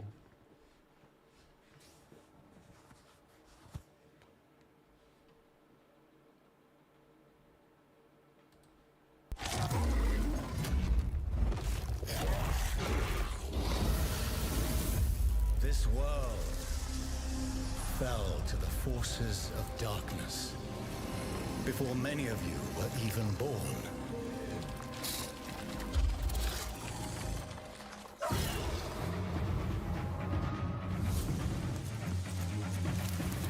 It came out on April 17th. I didn't play this.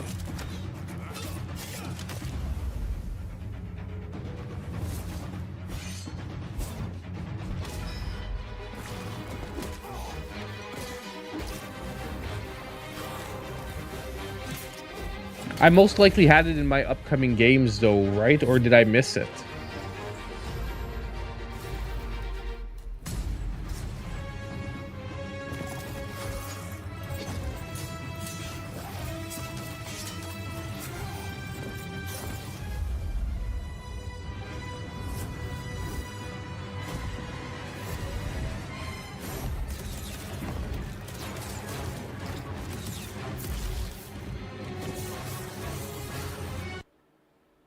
You said the Switch doesn't have a release date, so that means the release date I saw here is mistaken?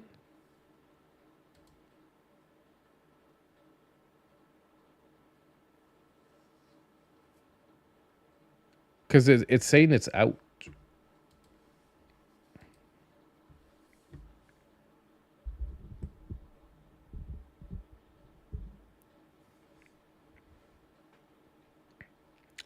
But look, I seem to have missed this game, but it looks freaking amazing. I love the art style. I love the thing. I just wonder if does it run well on the Switch? Living Legend. Have you've played it on PC, right? Yeah, you played it on PC. I'm wondering how well it will be out for Switch later. The devs also said on Discord. Okay, so that means there's a mistaken release date here on the, because it said it's supposed to be out on April 17th, but it must be just mistaken.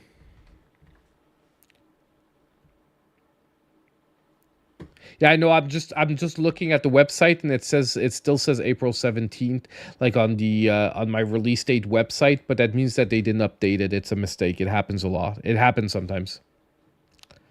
But it looks amazing. The only thing I can say by the visuals is I feel like they should go for Switch 2. I don't know about you guys, but I feel like they shouldn't even try to release it on the first Switch. They should just like skip it and go straight for Switch 2. I wonder if maybe that's why it got delayed.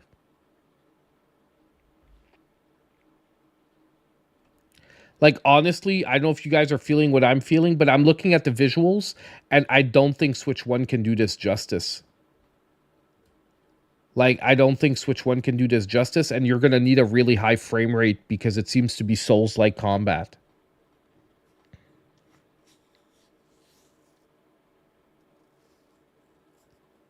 But the game looks amazing. So but yeah, no, I thank you for bringing it to my attention. When I'm gonna see a specific release on Switch, I'm gonna check it out, my man. Oh yeah, no, they can't get it to run. I would bet you anything that it cannot run at 60 FPS on Switch 1. Like, definitely not. And like, it'd be playable at 30, but what I mean is, like, to me, if I was them, I would just skip Switch 1 and put it out at Switch 2 at like with no performance issues.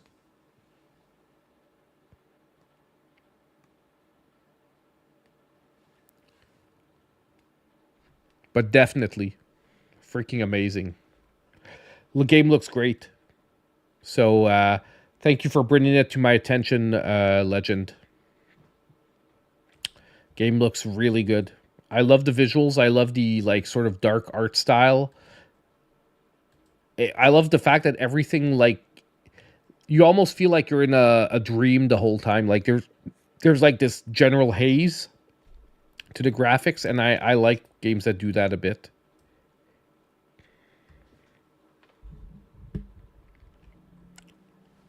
Let's get it started. You miss anything important? You missed the whole tier maker list, man. You missed the whole tier maker list. We're gonna save this, by the way. Download image. There we go. Before I lose it. Just do it again. Yeah, no, it took us like probably an hour and a half to go through all the games. There is no way I'm doing it again. It's going to be on the channel tomorrow. It's going to be on the main channel. I'm going to be putting out my Switch 2 release game tier list. And by the way, I'm going to try to do the Switch 1 release games as well. And I'm trying to think what we're going to do in future weeks.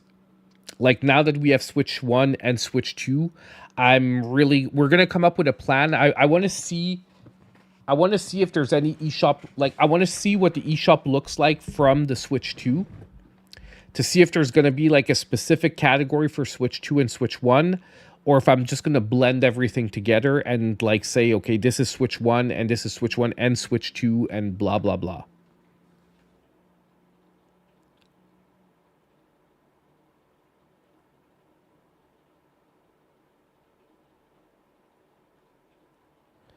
Oh, I missed that whole squirrel and bee sting story. So you got stung by a bee and you're allergic. Yeah, be careful, man, because that gets bad quickly. Like like Frenchy Mom said, I heard too. Like the anaphylaxis from bees gets really bad really quick. Like I'm allergic to seafood, and for the moment I'm not anaphylactic. Like I only get violently sick, but at any moment it could turn into anaphylaxis and like you can die from it, you know what I mean?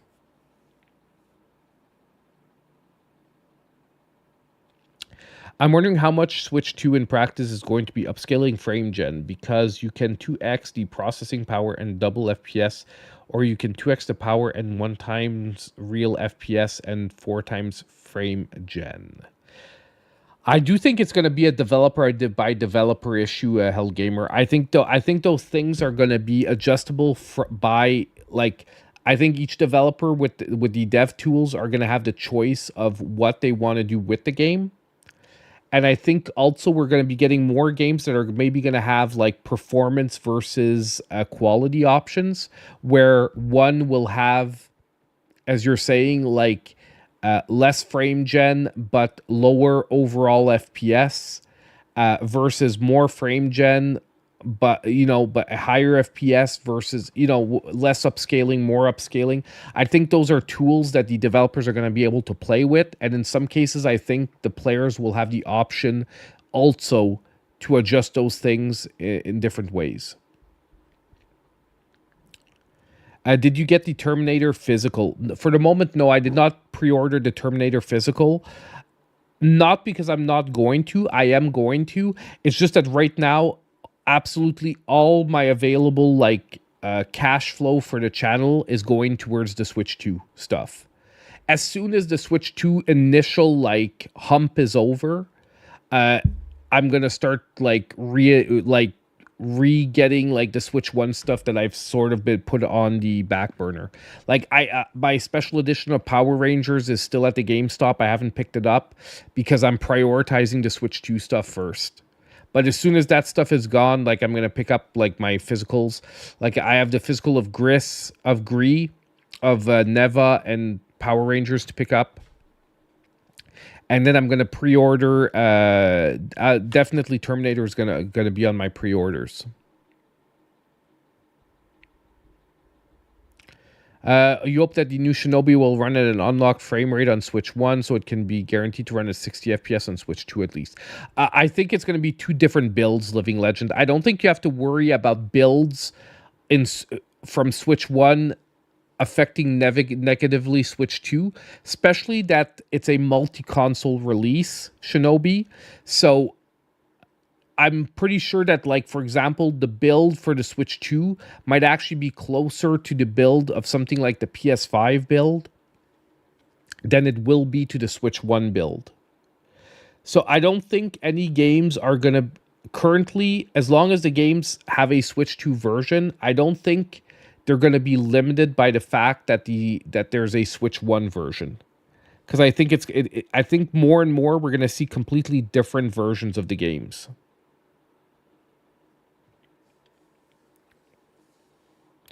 Shinobi and Ninja Gaiden look insane. Both those games are like if I had to tier list the games here, they would all be as soon as effing possibles. Like Ninja Gaiden and Shinobi would be like right after Mario Kart. Like they would be where Street Fighter is ultimately. They would be like right here before Street Fighter, right after Mario Kart.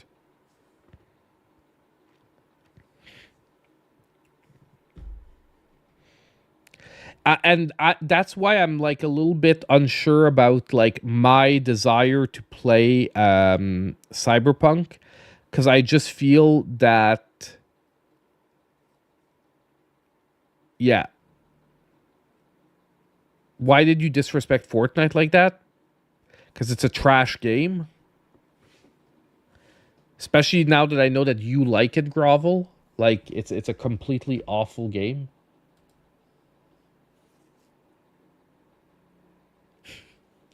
I'm messing with you, by the way. I explained it at the beginning that this is not quality.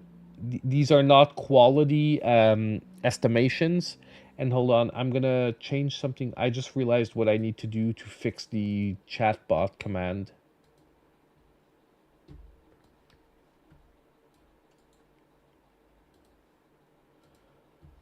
And it's bugging me that it's not working, so...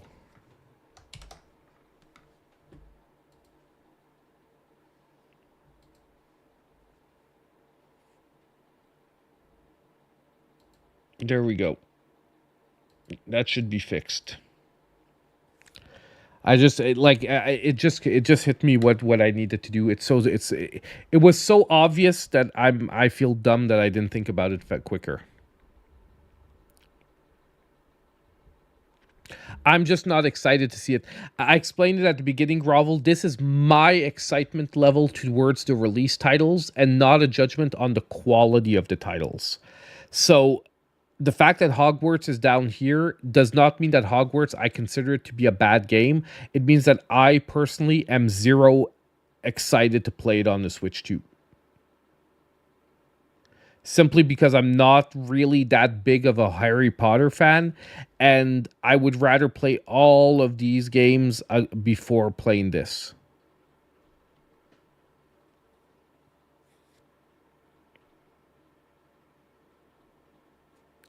If Shinobi has a separate Switch build, it's a relief. Well, I don't see why they wouldn't do that, Living Legend. Like they would, especially that the game is a multi-console release. They'd just be shooting themselves in the foot by taking a weaker version and trying to upscale it to the Switch, rather than just making an initial version that is optimized for the Switch 2. Like that's why I'm saying that. I'm pretty sure.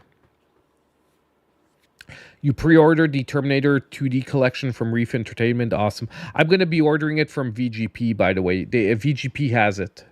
I'm pretty sure.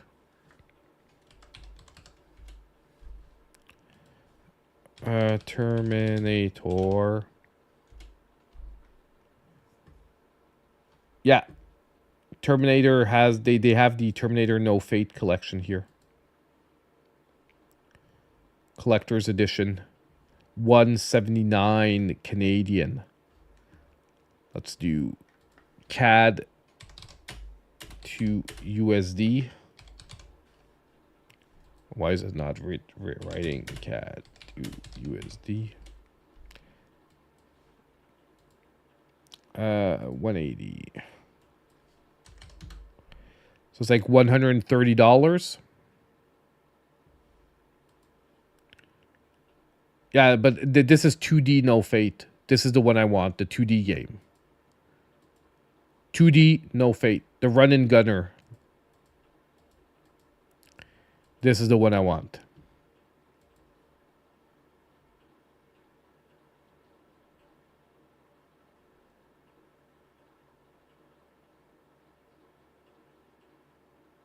Yeah, honestly, people that are hating on the Switch 2 right now, I really, really think, number one, it's because it's a popular thing to do because people find that it's too expensive. But it's not. Like, if you look at what you're getting for the console, in my opinion, like, I've said it before, I wish everything was cheaper. Okay, but when I'm saying that, when you're looking at what you're getting for the console on the like out of everything, you're getting what it's worth. Okay, so it's not too expensive, and I think the easy thing right now is to bitch on the Switch 2 to get easy clicks and easy views, and negativity is a lot easier to sell on the internet than positivity. So going into the negative is always going to be way, way easier to do than going into the positive. And, you know, it is what it is. But yeah. News. Yeah, so like I said, I'm going to try to do the new Nintendo Switch games for this week tomorrow nonetheless. If I don't do them this week, it's only because I'm overloaded with the Switch 2 stuff, and I hope everyone out there can forgive me for the no new Switch games this week, just because like everything is so focused Switch 2 right now that like I can't, you know what I mean? Like it's hard to get into that mood of like, hoo, I'm excited to play these new Nintendo Switch games, but the Switch 2 is coming out. Oh yeah, that's right. I'm not going to play any of the new Nintendo Switch games. Maple Syrup Gaming. Can Nintendo survive this new gen era of gaming, or will they become third party and start making games for PS and PC? Why would they not survive? They're the company that has the biggest cash flow out of all three of them. Like profit margins, they're the company with the highest profit out of like the if we're just looking at Xbox gaming, because obviously if you look at Microsoft as a company as a whole, it's different. But if we're looking at Sony's gaming division, Microsoft's gaming division, and Nintendo's gaming division, Nintendo is the company like that is financially in the best position. So there's like no reason for them to ever worry about that during this generation. So I wouldn't be worried at all, Ashley, like from that perspective. Like you have way bigger chance that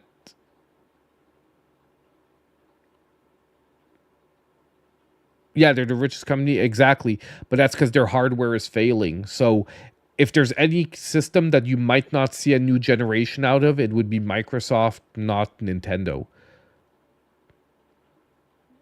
Like I don't see it ever happening that Nintendo will be a third party. Like I would say like this generation I've no because I think Nintendo will be the dominant console sales wise again for this generation. Because like I think they're going to eclipse the PS5 sales easily with the Switch 2. Like obviously don't forget that there's like a timing issue, like we're starting like PS5 is in its 5th year now.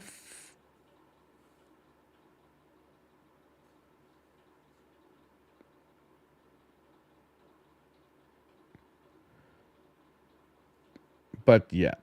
So I don't think the Switch 2 is there's any worry at all.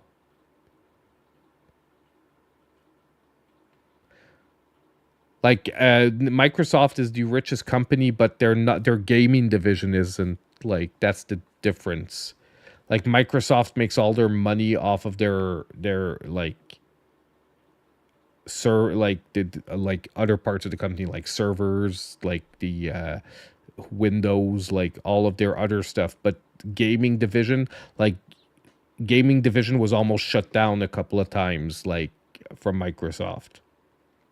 Like last generation, if what Phil Spencer didn't come in and like take a new direction, there's a good chance that like Microsoft gaming would have maybe shut down. Like they needed someone to actually come and take the helm for them for that stuff. So if you look, it's actually Microsoft that's becoming a third-party developer, not Nintendo. It's the opposite. Microsoft is becoming a third-party developer, releasing their games on PlayStation and Switch. Most, just so you know, like there's going to be more Microsoft games releasing on Switch than on PlayStation probably over the next couple of years.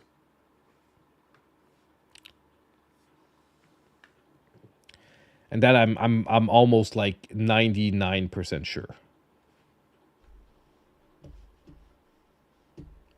I will do that.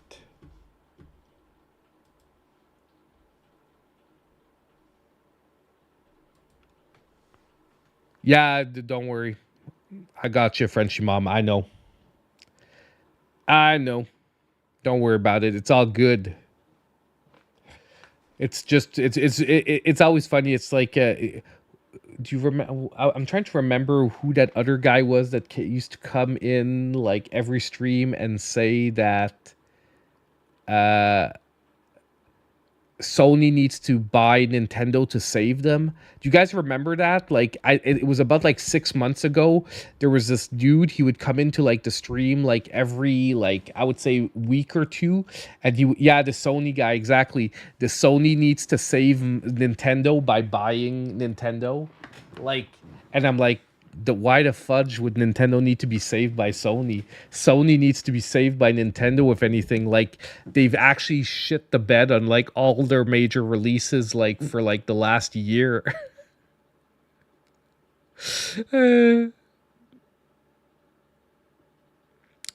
That's sad. You won't get to sabotage Rick on stream. What's up, MKV?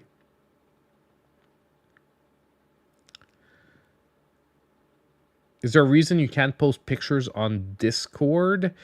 I don't have many restrictions on Discord. Maybe because I haven't authorized you yet on Discord. Let me just see. I don't remember how I have it set up. Add role. You should be able to do it now. Let me just. I haven't confirmed you guys for a while. I haven't gone through. Hold on. I forget how to do that. Add role confirmed. Add role confirmed. Yeah, I think you should be able to do it now. Because there is like a confirmation step where like when new people show up for the first time, you know, it makes sure that someone who shows up to the Discord can't like start posting boob pics. You understand what I mean? And stuff like that randomly and then just like peace out. So I authorize, like I confirmed you. I think that will allow you now to post pictures.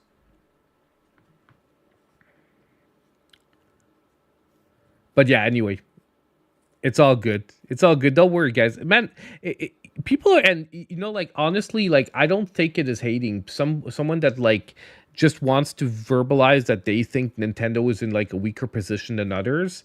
I think don't forget that there are some people that like don't follow like all the financial reports and that stuff of the companies, and maybe they do and they just have a different perspective. So to me it's not hating, and it's open discussion, and like honestly, you know, Ashley asked the same, like, is asking, like, I know it's a couple of times he's been in here and he's been sort of asking about the same stuff every time, but he does so at least for the moment in a respectful way. So it's like it's a good open discussion. It's fine.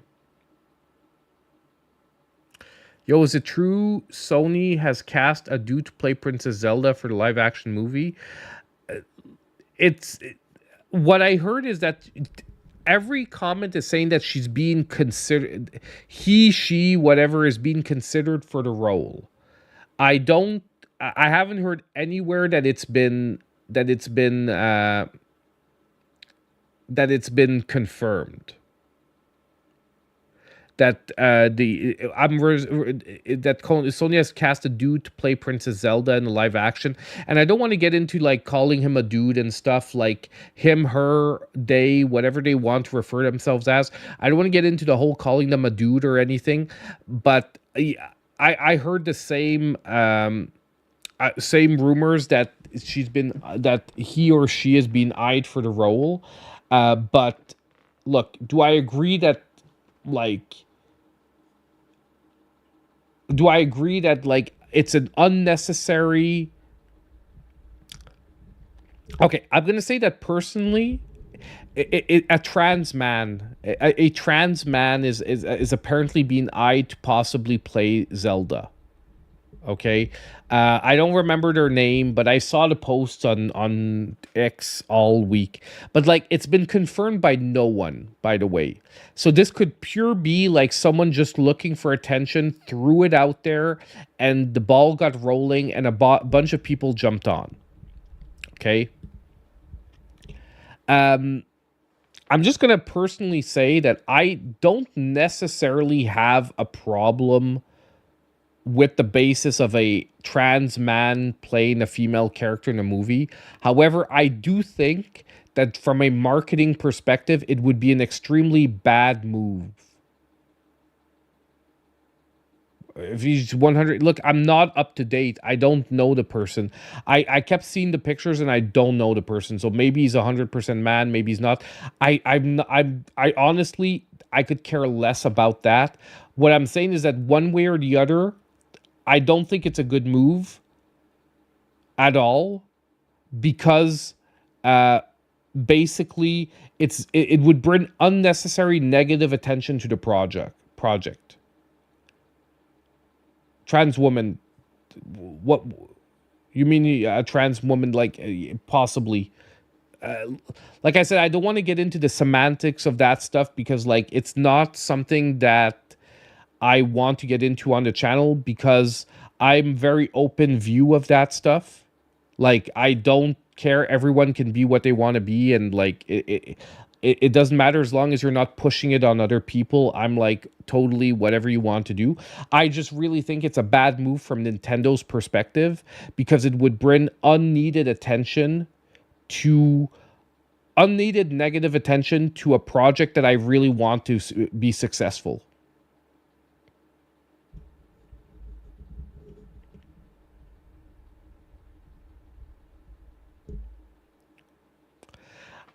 I wouldn't, like, honestly, guys, before going on the bandwagon and saying that this is happening and all that, I would wait for there to be an official announcement of who the actors are.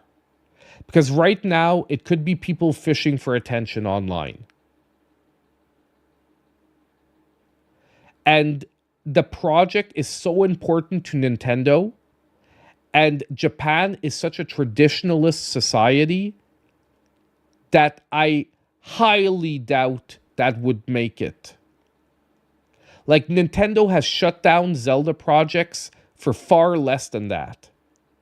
Like, Nintendo shut down a Netflix Zelda series simply because someone let it leak and they lost confidence in Netflix and they shut down the whole project. Exactly. I just think like, honestly, right now it is jumping the gun, and it is I think it's people trolling for clicks and attention online.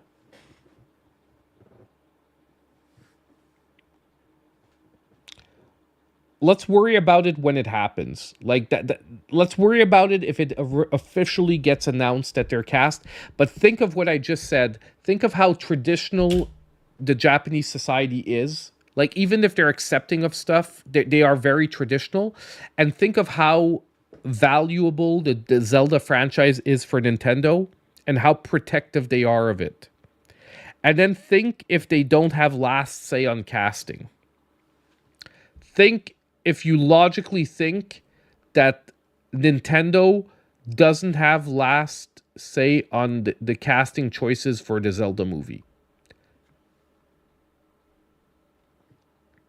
Sony is producing the picture because Sony is a movie production studio because Nintendo doesn't have a movie production studio. Like it's simply like Illumination did the Mario movie. You know what I mean? Like Sony is so Sony movie productions. They do Spider-Man. They do the Spider-Man movies and stuff. Like they do a bunch of other movies. Like it's simply because they have a movie studio.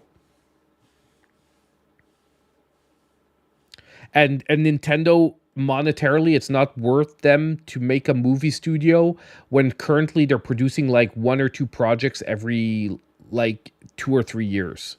You know what I mean? Like if you think about it, you're not going to start a movie studio to make one or two like a project every 2 years. So it just makes sense that they would ally with existing production studios to produce the movies. Because the costs, like, because when you think about it, if you start a movie production studio, okay, everyone you hire, like you have certain people that have year-long roles, meaning that you would have to keep paying them in between projects just to keep them as employees. You know what I mean? Like not everyone has contract work. A lot of people have permanent jobs in movie studios. So like to make their jobs worth it, you would have to start producing other movie projects for maybe other companies or start producing like 3 or 4 movie projects a year minimum for it be worth it to have a movie studio. Nintendo's not ready for that at the moment.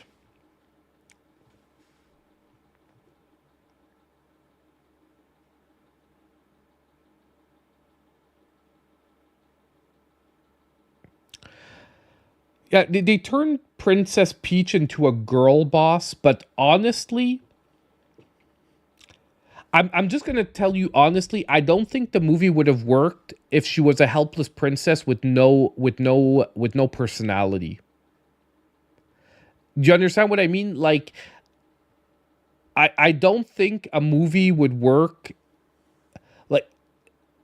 Like, you understand that there's degrees between like ultimate girl boss and whatnot, and in the end Mario saved the day.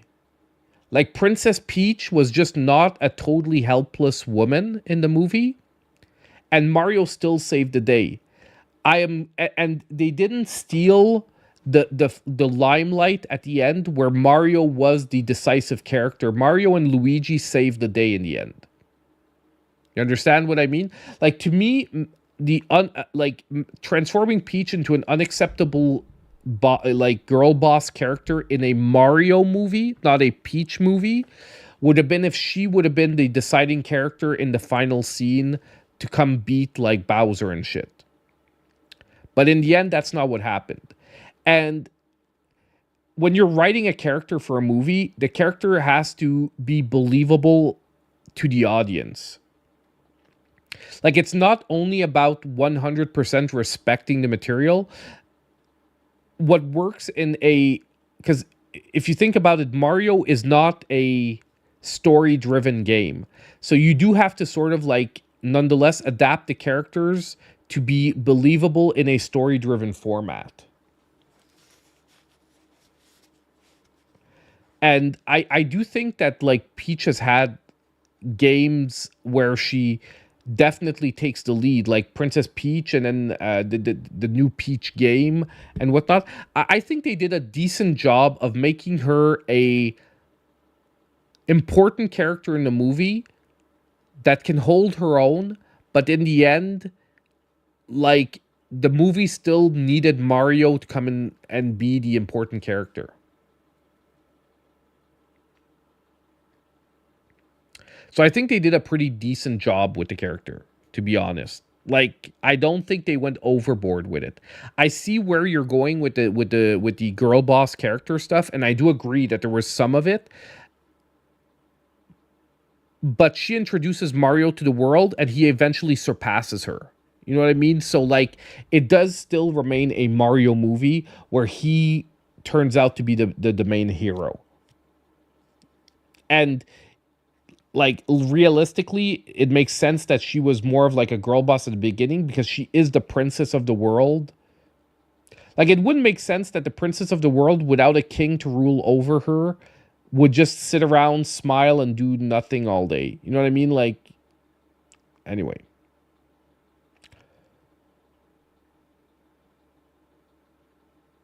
Wouldn't it be cool if we got a mini Saturn or Dreamcast? Yeah, that'd be a cool thing. I honestly, I would just like to get a new Dreamcast altogether, like a new system that plays Dreamcast games in the original format or original format with HDMI out built in. Yeah, Luigi was captured in the beginning, and Mario had to save him. Luigi gets captured, then Peach gets captured, and Mario and DK have to come and save them.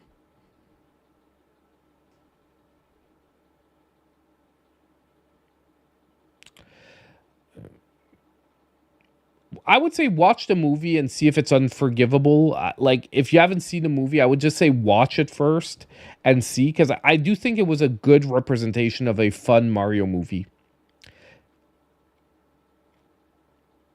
Like, was it perfect? Obviously not, but it was. I found it was a fun time. If you go in, you turn your brain off, and you want to have fun in a world that like a Mushroom Kingdom inspired world with Mario as the hero, it's a fun time movie. It goes by really quick. It's like an hour and a half, and it's a fun time. It made me grin a few times, and overall, I was happy in the resolution of the movie. Like Mario and Luigi both shine at the end. Like the Mario brothers are the heroes in the movie.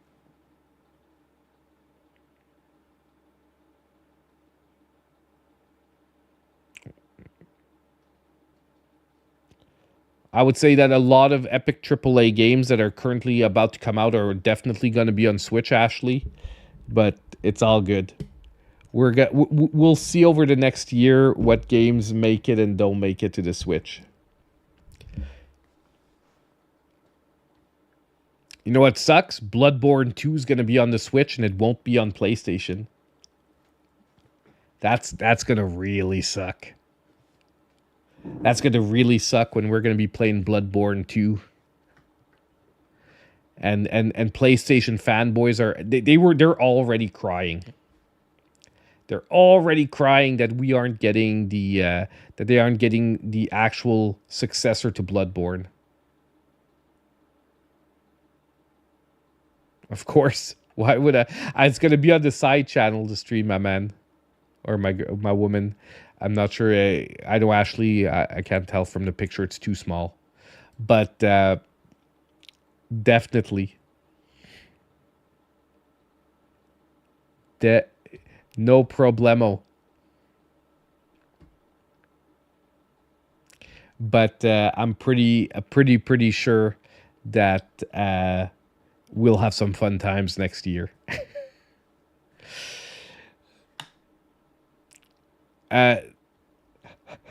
I feel like being an even bigger dick. I'm like, what's the big PlayStation game for this year?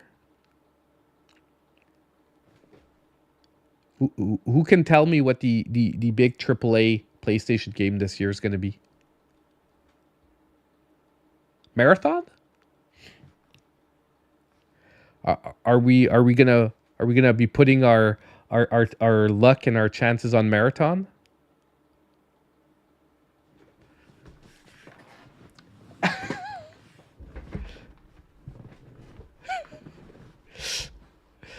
Man, sometimes it's fun being an asshole.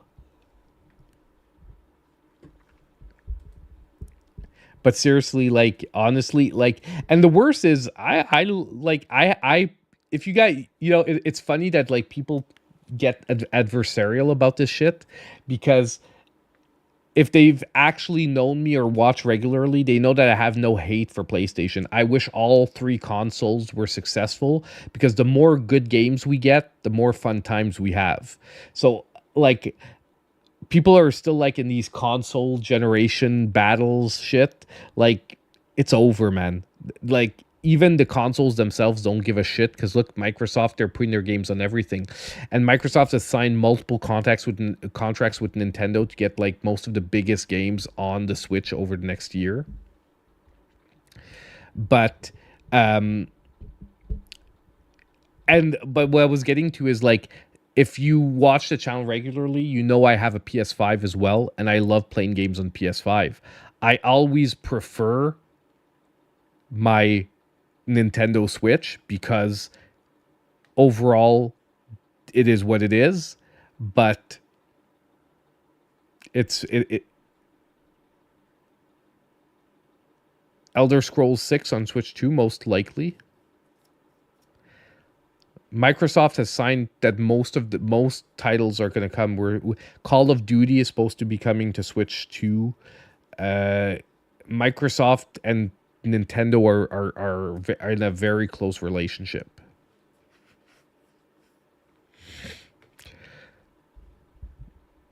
There's a good chance that like most of the bigger like games that Microsoft will be releasing will have versions that playable on the Switch too.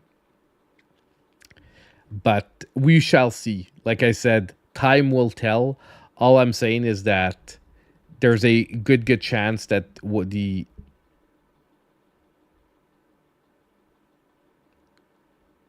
Ashley, just look into stuff properly.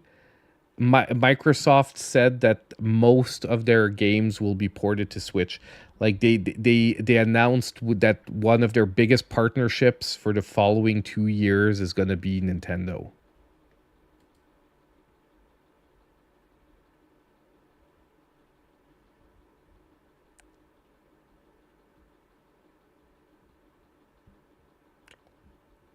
Why does your chat console? Why does your chat console warring?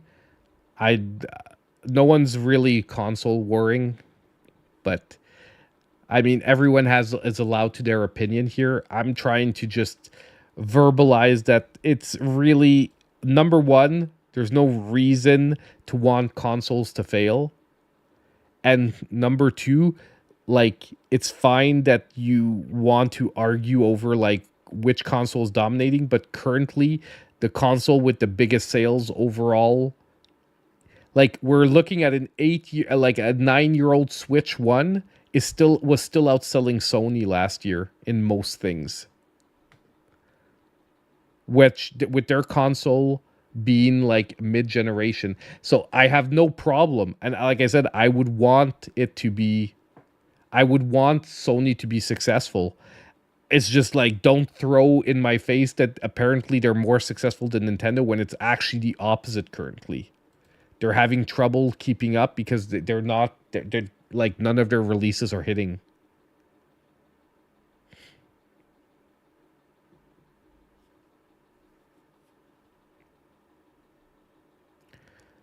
So I actually like, and that's what I was getting to, is that normally I love all three consoles and I don't try to hate on any of them.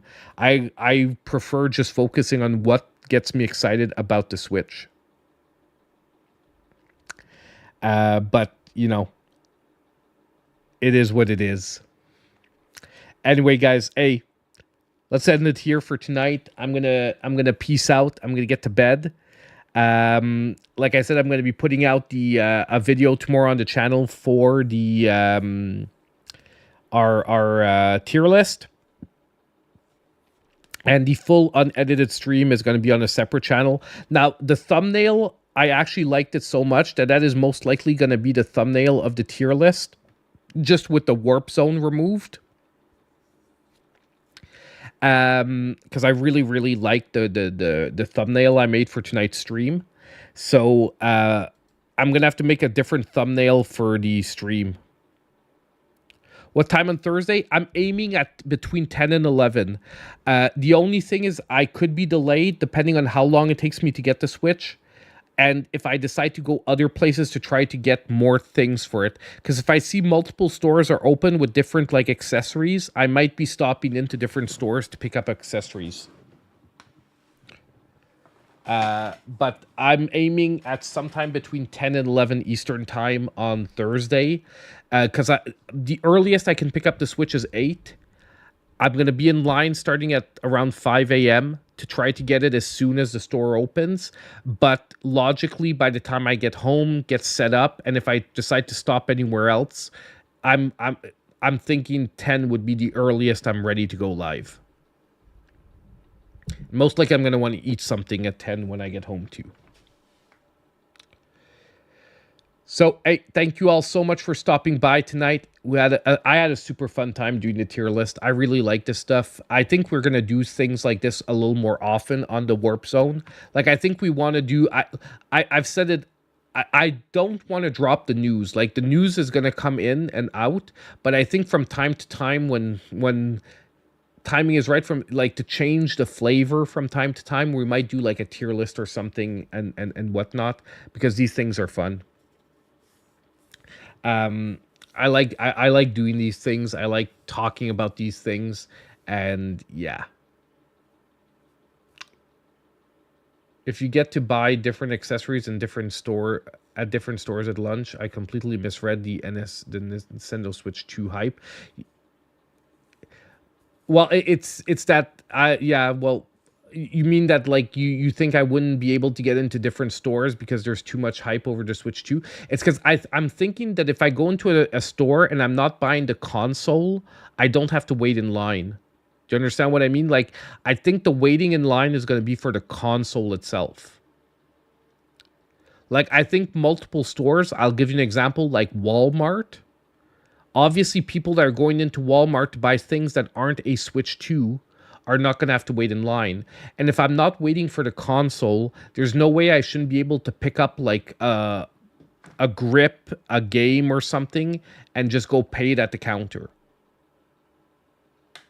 You know what I mean? And that's where I think that I can get maybe into other stores and get like stuff, stores that aren't only selling the Switch. You understand what I mean? Like, and that's why I said, like, I'm going to do what I can at GameStop, but GameStop, obviously, it's going to be very rough to get accessories and stuff that I haven't pre-ordered, because most likely I'll have to do the lineup and I won't be able to leave the line to look around the store and stuff. But obviously, if I go to, like, Best Buy across the street that is not only going to be selling the Switch 2, I might be able to, like, get in and get some accessories and stuff. And like I said, this is maybes. If I see that it's freaking like crazy everywhere, I'm just gonna grab the Switch, come here, and we're gonna open what we have, because it's not like we don't have a lot of stuff. We have the Switch, we have the Pro Controller, we have like 4 games. And I can test it with like the accessories I have here and stuff. But like I said, I would like to find like a decent grip for it, because even myself in handheld mode, I'm going to need a grip to play it.